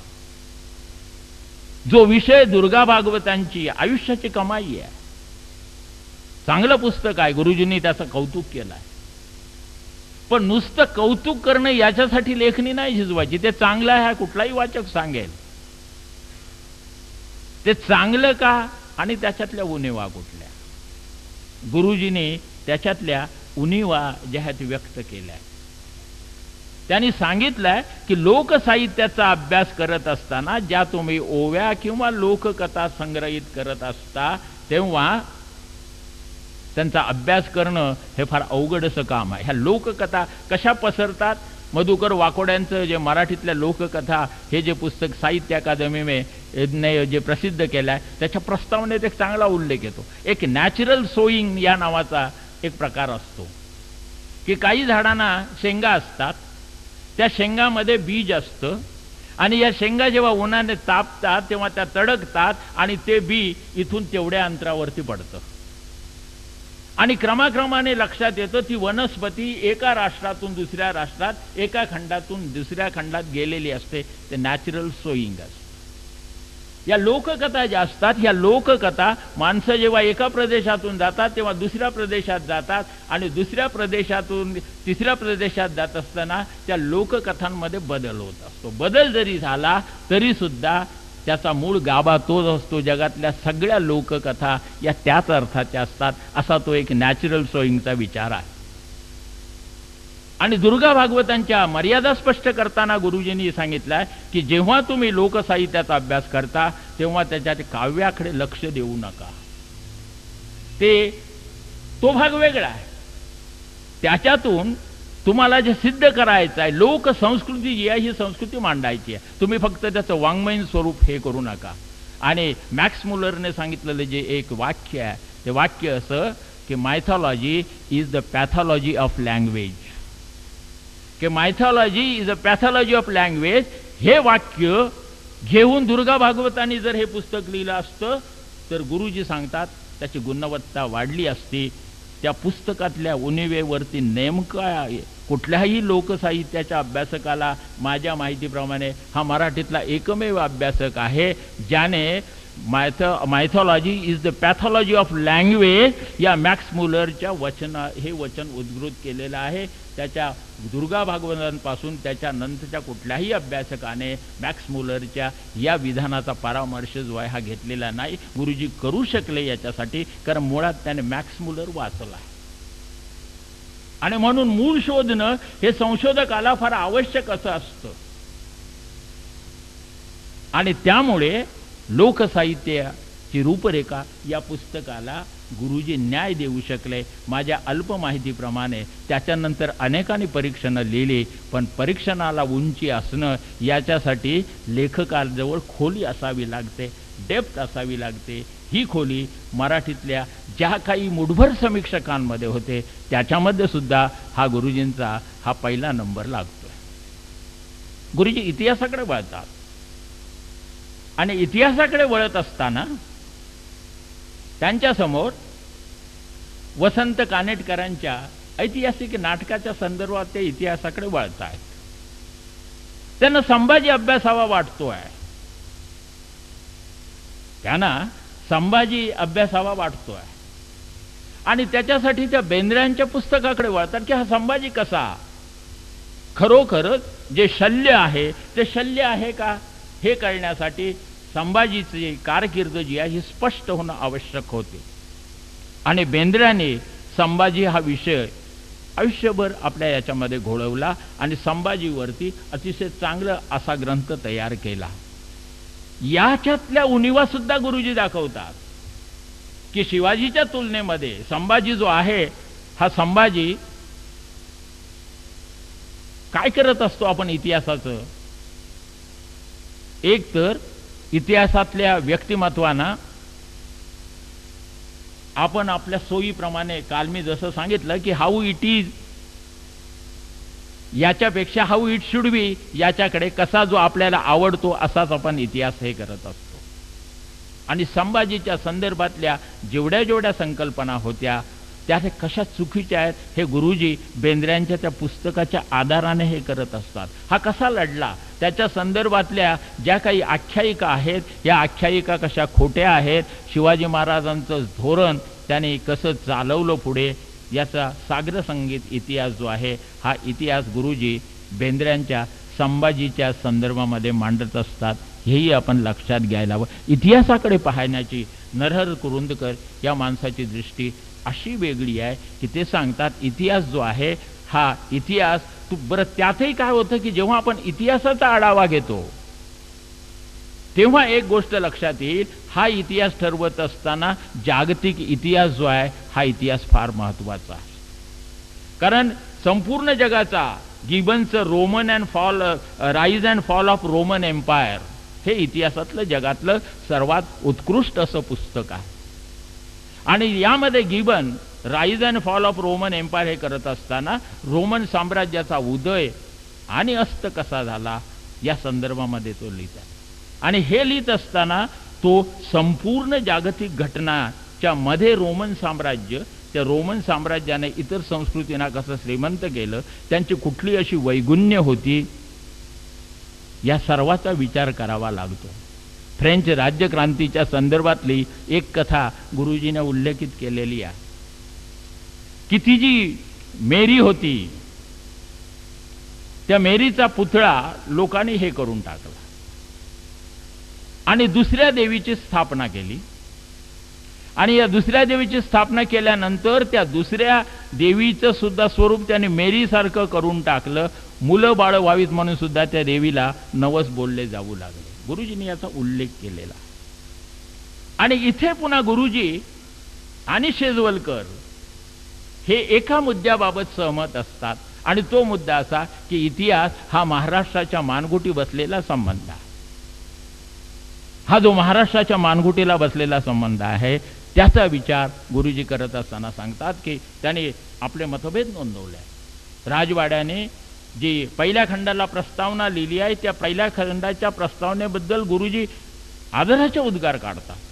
पण त्याबरोबरच राजवाडे यांच्यापेक्षा शेजवलकर जवळचे वाटले तरी शेजवलकरांच्या चिंतनातल्या उणिवा सुद्धा गुरुजींनी शेजवलकरांवरती जो लेख लिहिला आहे त्यामध्ये त्यांनी चांगल्या पद्धतीने मांडलेला आहे की शेवटी हा एवढा मोठा विचारवंत, याचे सुद्धा काही ग्रह आणि पूर्वग्रह आहेत आणि हे ग्रह आणि पूर्वग्रह जर गेले असते तर इतिहासाकडे पाहायची, याही माणसाची दृष्टी वेगळी झाली असती.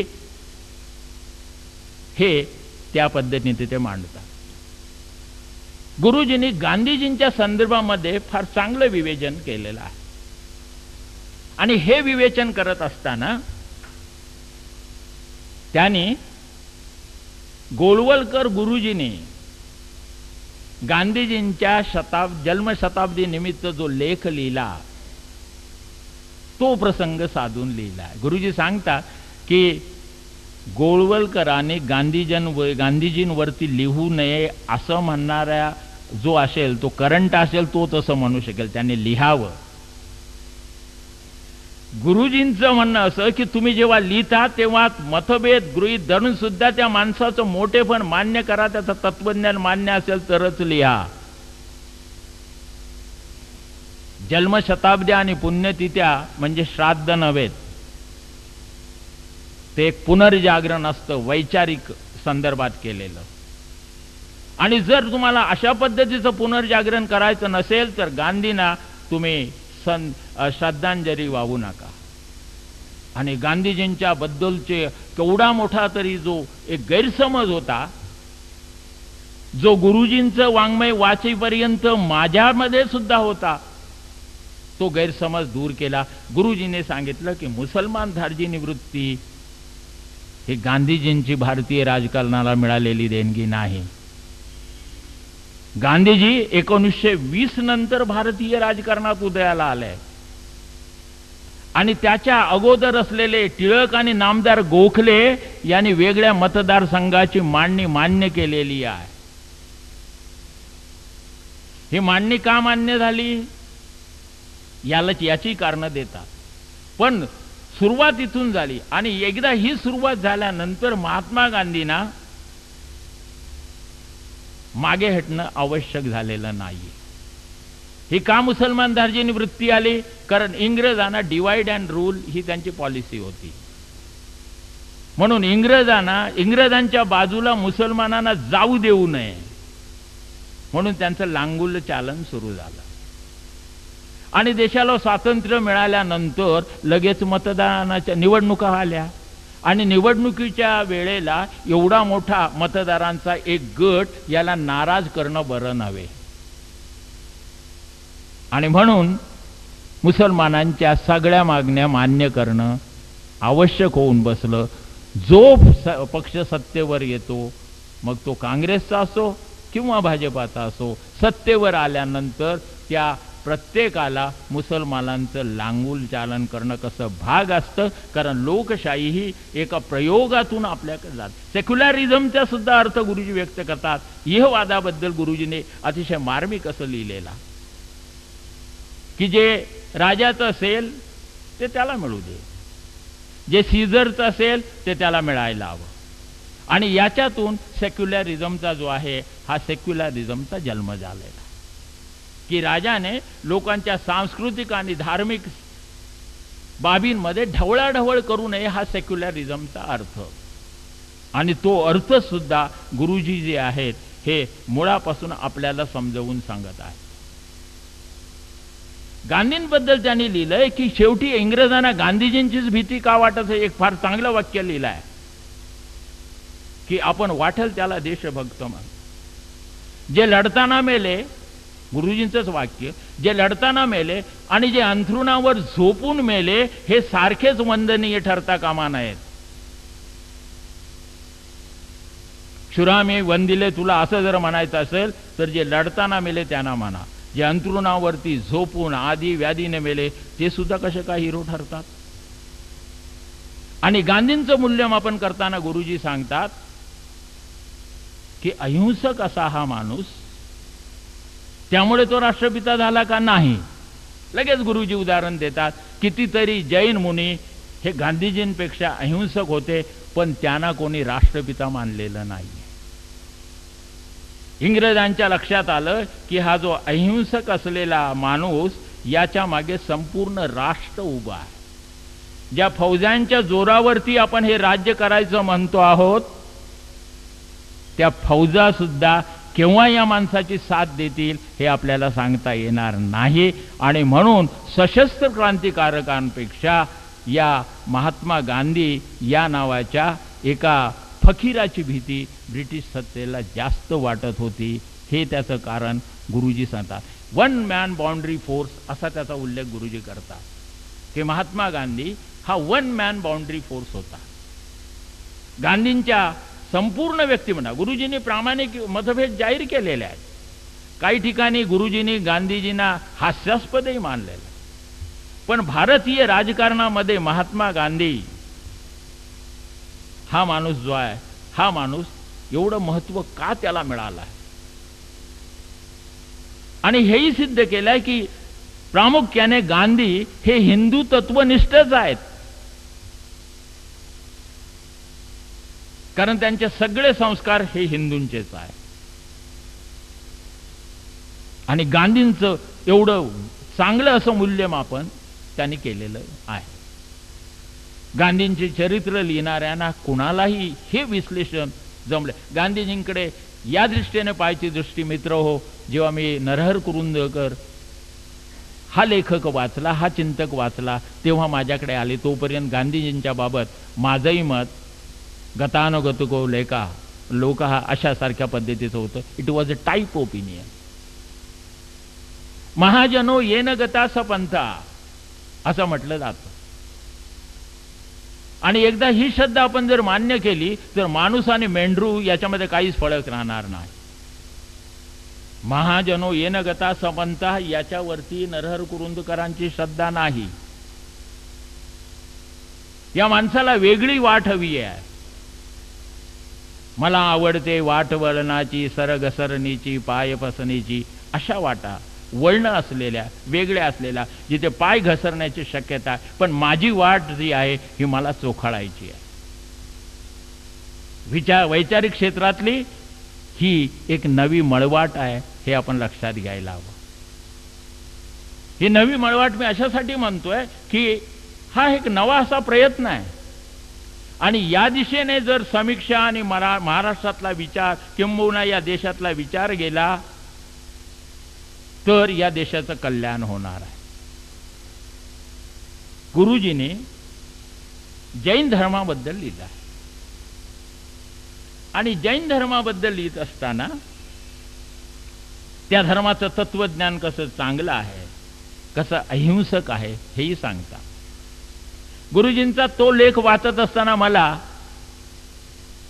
जैन मुनी तरुण सागरजी यांच्या लेखनाची आठवण झाली. ते सांगतात की महावीराला मंदिरात बंद करू नका.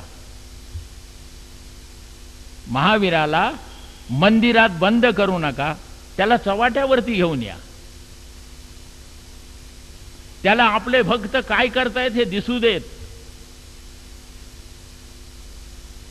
आणि म्हणून मंदिरामध्ये अतिशय चांगले अशी प्रवचनं या तरुण सागरजींची असतात. नरहर कुरुंदकर यांना हेच करायचं. जो विचार आहे तो विचार लोकांसमोर येऊ दे. वादे वादे जायते तत्वबोधा. Let discussion produce some light.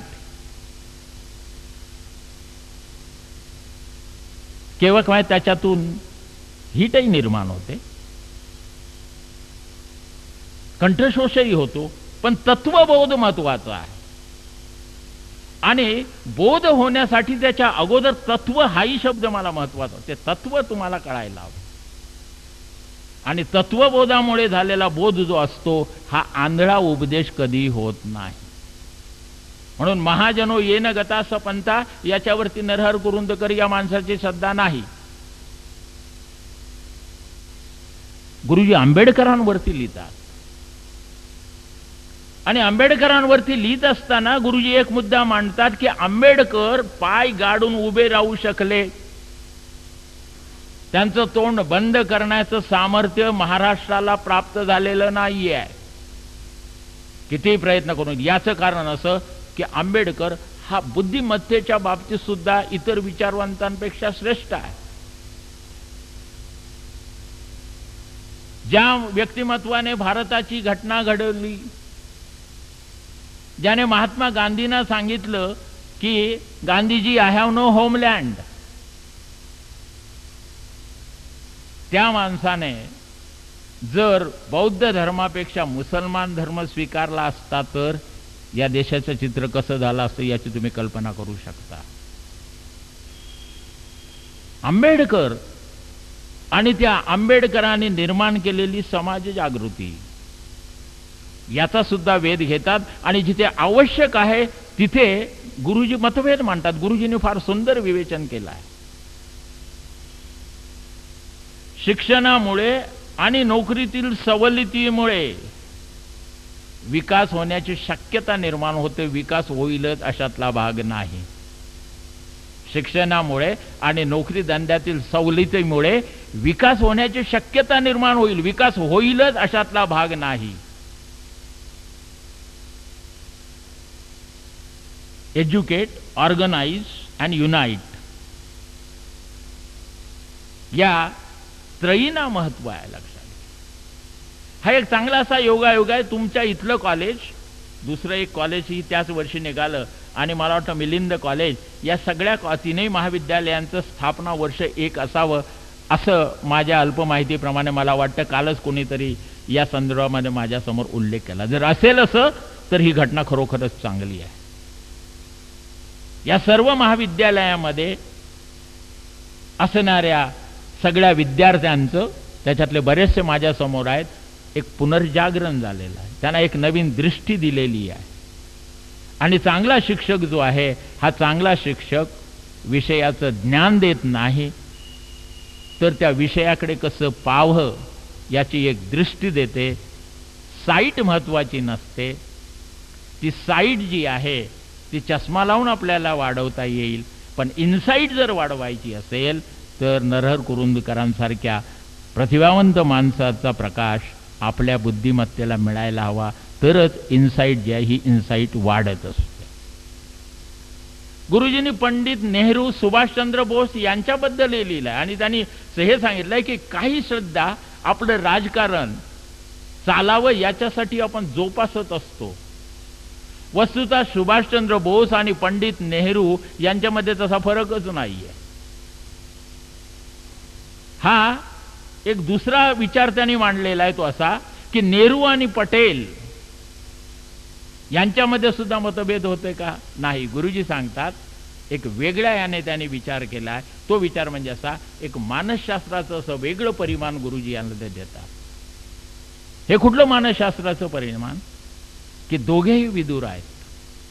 नेहरूही Vidur, सरदार पटेलही विदुर.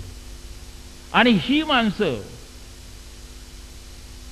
एक व्यक्तिगत पातळीवरती यांची वाढ एकांगी झालेली असते. दोघांनाही एक एक मुलगी. मणीबेन तर विधवा होऊन आलेली, ती आपल्या जवळ राहावी म्हणून तिला सेक्रेटरी केलं वल्लभभाई. आणि इंदिरा प्रियदर्शिनी ही तर बरीच वर्ष बाहेरच होती. घरात जर मुलं बाळ असली तर एक फायदा होतो, आपलं आयुष्य केव्हा सरलं हे आपल्या लक्षातच येत नाही. एक प्रयोजन मिळतं. That becomes a purposeful life. जीवनाला काही एक वेगळं असं उद्दिष्ट. हे उद्दिष्ट या बाबतीत ही दोनही मंडळी थोडीशी कुठेतरी दुखावली होती. कौटुंबिक सुख जे हे आवश्यक असतं. आणि विशेषतः भारतीय नवऱ्यांचं एक वैशिष्ट्य असतं, ते कुठलं की लग्न झाल्यानंतर सुरुवातीची काही वर्ष हा जो प्रोबेशनचा कालखंड असतो तेव्हा, आणि म्हातारा झाल्यानंतर तांब्याभर पाणी देण्यासाठी हक्काचं माणूस हवं म्हणून या दोन अवस्थेमध्येच आपण बायकांशी चांगले वागत असतो. मध्ये सगळी आबादीच असते. हा जो भाग आहे हा भाग फार महत्वाचा. हे जे एकाकी जीवन कुठेतरी शेवटी मोठा जरी असला, एवढा मोठा हा जो अलेक्झांडर त्याच्याबद्दल असं म्हणतात की तो दात काढत असताना पाहू शकत नसे. माणसं हळवी असतात आणि याच्यामुळे कुठेतरी एक प्रकारचा वृत्तीमध्ये जो एक कडवटपणा येतो, माणसं रागीट होतात. आणि जी ब्रह्मचारी असतात माणसं, मग ती स्त्री असो किंवा पुरुष असो, ही रागीट होतात. आणि स्त्रियांचा तर तो एक डिफेन्स मेकॅनिझम असतो, हे मानसशास्त्रही सांगते. त्यामुळे ह्या दोघांच्या स्वभावामध्ये जो एक आलेला चिडचिडापण आहे, त्याची संगती सुद्धा गुरुजी लावतात. खूप लोकांनी लिहिलं, सरदार वल्लभभाई पटेलांवरती लिहिलं, नेहरूंवरती लिहिलं, पण या अंगाने या दोघांचे परस्परामधले संबंध जे आहेत, हे परस्परामधले संबंध तपासून पाहण्या एवढे फुरसत किंवा तेवढी बौद्धिक क्षमता या दोघांच्या चरित्रकारांपैकी कुणाजवळ नव्हती, हेही आपण लक्षात घ्या. गुरुजी किती सूक्ष्मपणे एखादा विचार तुमच्या समोर मांडतात हे कळावं, याच्यासाठी मी हा मुद्दा आपल्या समोर मांडलेला आहे. नरहर कुरुंदकर या माणसाने मराठीतल्या साहित्यिकांची एक पिढीच्या पिढी निर्माण केली. जर नरहर कुरुंदकरांनी नारायण सुर्व्यांना हाताशी धरलं नसतं तर, त्यांच्या पाठीवरून मायेचा हात फिरवला नसता तर, माझी खात्री आहे सुर्व्यांना एवढी मान्यता मिळाली नसती. सुर्व्याने गुरुजींची एक आठवण सांगितली की सुर्व्यांच्या मुलीचं लग्न झालं आणि त्याच्यानंतर गुरुजी जेव्हा नारायण सुर्व्यांकडे गेले तेव्हा त्यांची ती जी शबनमची पिशवी होती, त्या पिशवीमध्ये खण, नारळ आणि ओठी हे सगळं गुरुजी त्या घरामध्ये घेऊन गेलं. व्यक्तिगत पातळीवरती मला इथल्या लोकांनी सांगितलं की आपला एखादा विद्यार्थी जर आजारी असला तर सर दुसऱ्या दिवशी सकाळी जाऊन त्या विद्यार्थ्याने औषध घेतलं की नाही ही सुद्धा काळजी जी आहे, ही काळजी घेत असत. एका कदम नावाच्या गरीब विद्यार्थ्याला त्यांनी कसं पुढे आणलं ही हकीकत कालपासून 2-3दा मी ऐकली. केवढं प्रेम विद्यार्थ्यांवरती. शिक्षक हा एक उत्कृष्ट असा स्नेही असतो. आणि रवींद्रनाथ टागोरांनी जेव्हा सांगितलं की बाबा शिक्षक हा मेणबत्ती सारखा असायला, ही जी ज्योत असते ही ज्योत मेणबत्तीची आणि लाकडाची याच्यामध्ये फरक आहे. प्रकाश दोन्ही देतात, पण लाकडामध्ये रस नसतो. कडू आणि गोड या कथेमध्ये आपल्या धाकट्या दिराच्या निष्क्रियतेचं वर्णन करताना ती धाकटी जाऊ आपल्या दिराचं, बेकार दिराचं वर्णन करताना लिहिते की रघु म्हणजे आमचे धाकटे भाऊजी, सरपणातल्या लाकडासारखी प्रकृती आहे.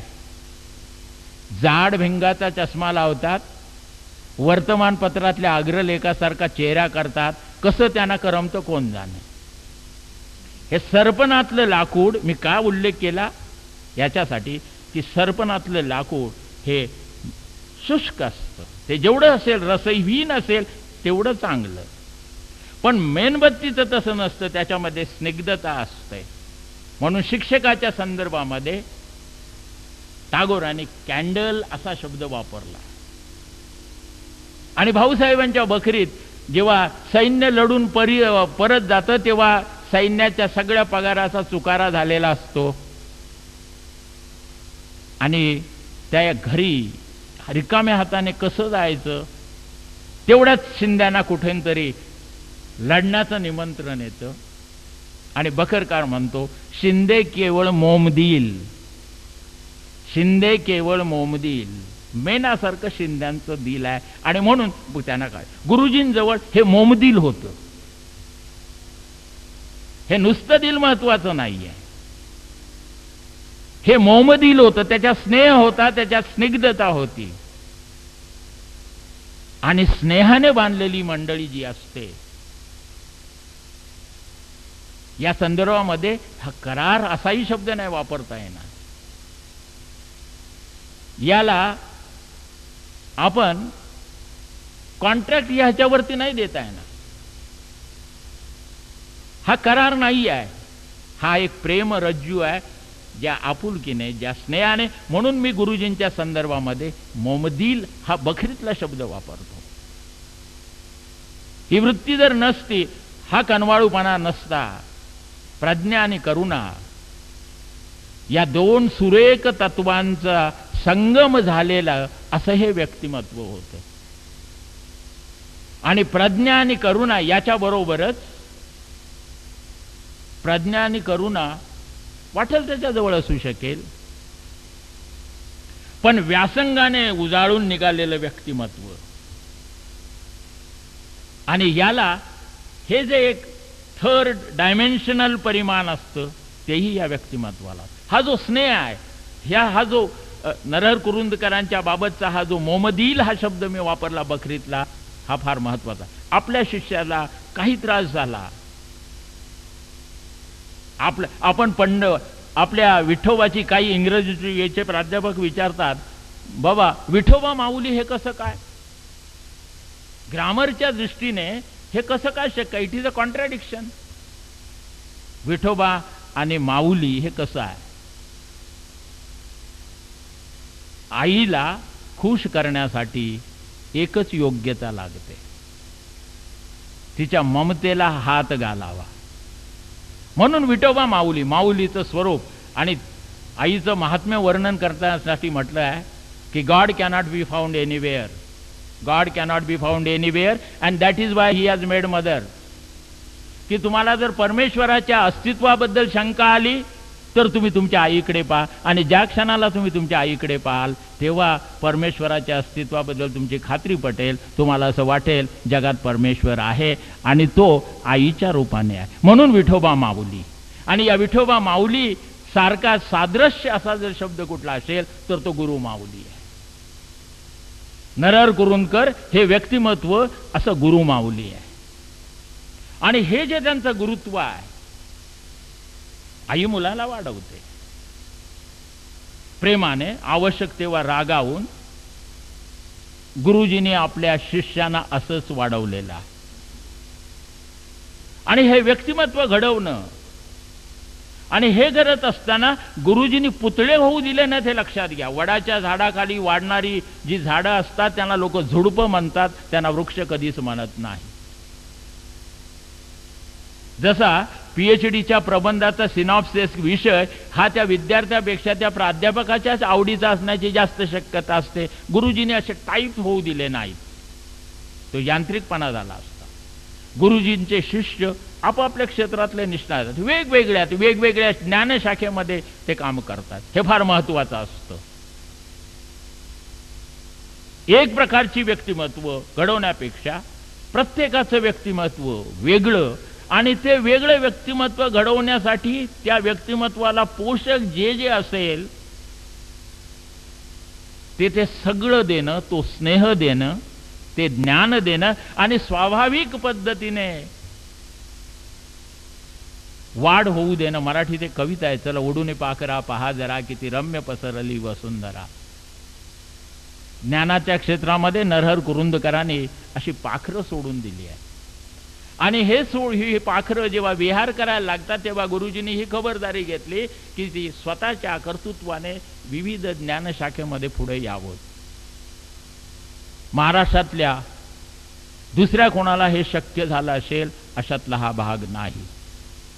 हे व्यक्तिमत्व असं आहे, शिष्याद इच्छेत पराजयम. आपले शिष्य एवढे मोठे व्हावेत की बौद्धिक क्षेत्रामध्ये त्याने आपला पराभव करावा लागतो.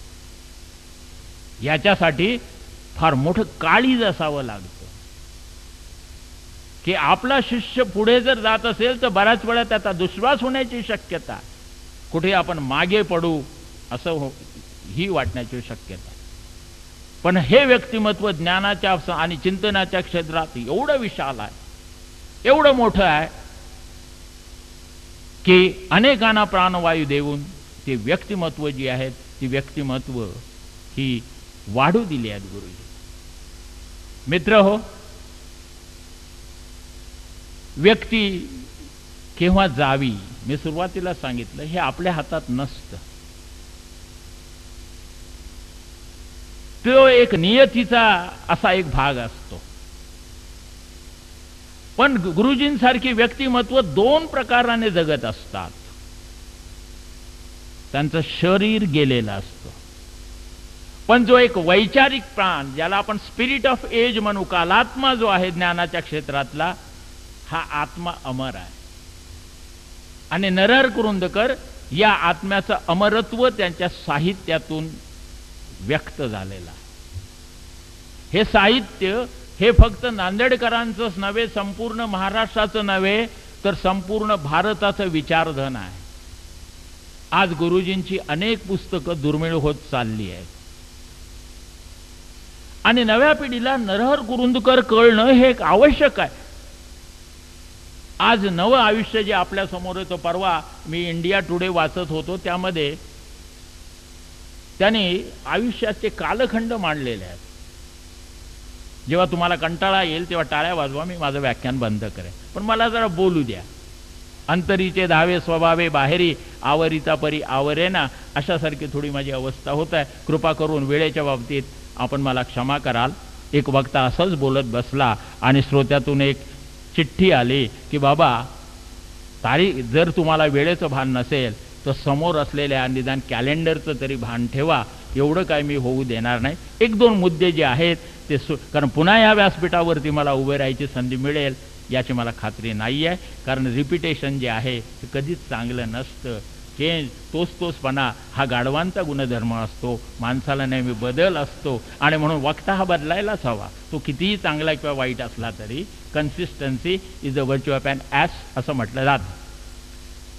तर त्यामध्ये आलंय की पूर्वी काय होतं की आपलं जीवन जे आहे हे 3 प्रकारचं होतं. 3 टायर सिस्टीम होती. एक वयोगट होतं 1 ते 20,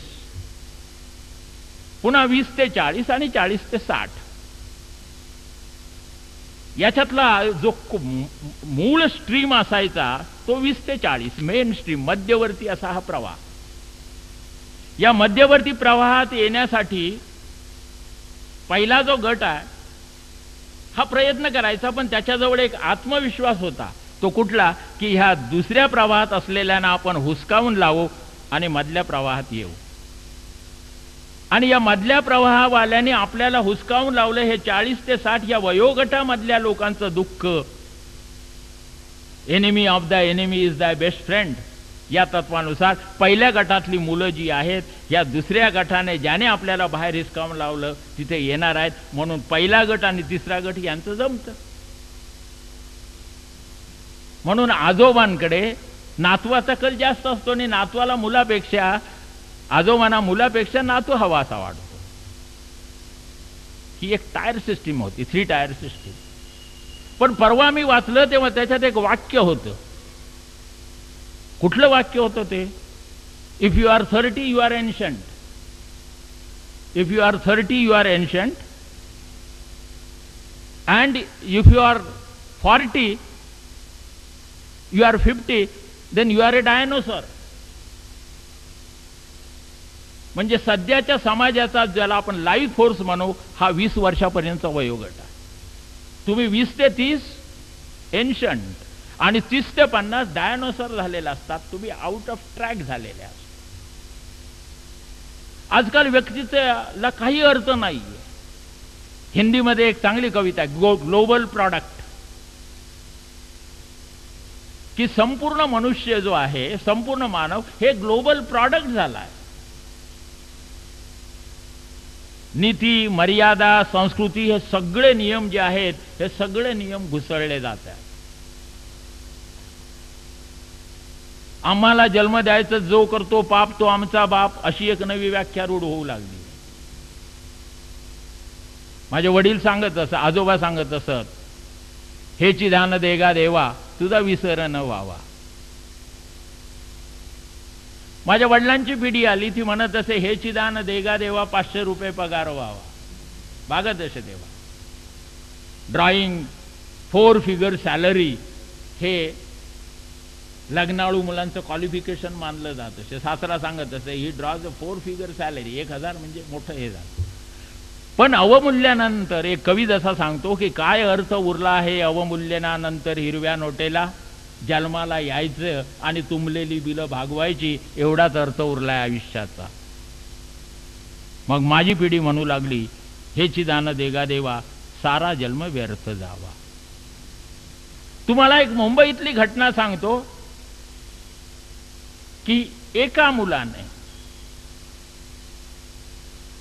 आपल्या वडिलांचा खून केला आणि त्या सूनबाईने स्टेटमेंट दिली की माझ्या सासऱ्याने माझा विनयभंग करायचा प्रयत्न केला म्हणून रागात मी त्याला मारलं. झालं काय की एक ब्लॉक जो माहीमला होता तो विकून त्यांनी पैसा द्यावा बाबांनी, अशी ती मुलाची अपेक्षा होती. आणि वडिलांना हे काही मान्य नव्हतं म्हणून वडिलांचा त्या घरात खून केला गेला. त्या मुलाची आई म्हणजे त्या माणसाची बायको सुद्धा त्यात सामील. त्याने घरामध्ये ते प्रेत गाडलं आणि काही दिवसानंतर त्या घराला कुलूप लावून ते बाहेर गेले. खालच्या तळ मजल्यावरती रक्त मिश्रित पाणी आलं आणि त्याच्यातून हे उघडकीला आलं. त्या माणसाची पत्नी सुद्धा त्याच्याबरोबर त्याच्यात सहभागी. ही जी सगळी मूल्य आहेत, आजकाल व्यक्तीच्या व्यक्तिमत्वाला काही अर्थ राहिलेला नाही आहे. तुम्ही जर तुमची माहिती दिलीत, आता सुप्रीम कोर्टाने परवा जजमेंट दिली आहे की वाटेल त्या बँकांना तुम्ही लोकांचे फोन नंबर्स देऊ नका. पब्लिक लिटिगेशन हे परवाच 1-2 दिवसापूर्वी पेपरात आला. देऊ नका, कंपन्या त्याचा गैरफायदा करतात. सगळी सांस्कृतिक मूल्य ज्या एका वेगळ्या अर्थाचं समुद्र मंथन होत आहे आणि हे वेगळ्या अर्थाचं समुद्र मंथन होत असताना जे निर्माण होणारं साहित्य आहे, ही जी एक नाळ तोडली जाते आहे आपल्या सांस्कृतिक मूल्यापासून, ही नाळ तोडली गेल्यानंतर जे एक नवं विश्व येणार आहे येत्या 5-10 वर्षात आपल्या समोर, ह्या विश्वाचा वेध घेण्यासाठी पुन्हा एकदा आपल्याला नरहर कुरुंदकरांच्या सारख्या व्यक्तिमत्वाची गरज आहे. हे बदलताना जीवन आणि त्याचं पडणारं वाङ्मयातलं प्रतिबिंब याचा आढावा घेणं हे कुठल्याही सोम्या गोम्याचं काम नाही आहे. आणि म्हणून पूर्वी नव्हती एवढी गुरुजींची आवश्यकता मला आज भासते. ही जी सांस्कृतिक मूल्य ढवळून निघाली आहेत, आपली मूल्य काय होती ही नव्या पिढीला समजून सांगणं आणि त्याबरोबरच जे बदलणारं आहे हे निसर्गाचा हा कसा योग्य असा क्रम आहे, माणूस हा ग्लोबल प्रॉडक्ट होण्याशिवाय कसा राहणार नाही हेही समजून सांगायला आम्हाला हे. Poetry is the criticism of life. काव्य म्हणजे संस्कृती टीका.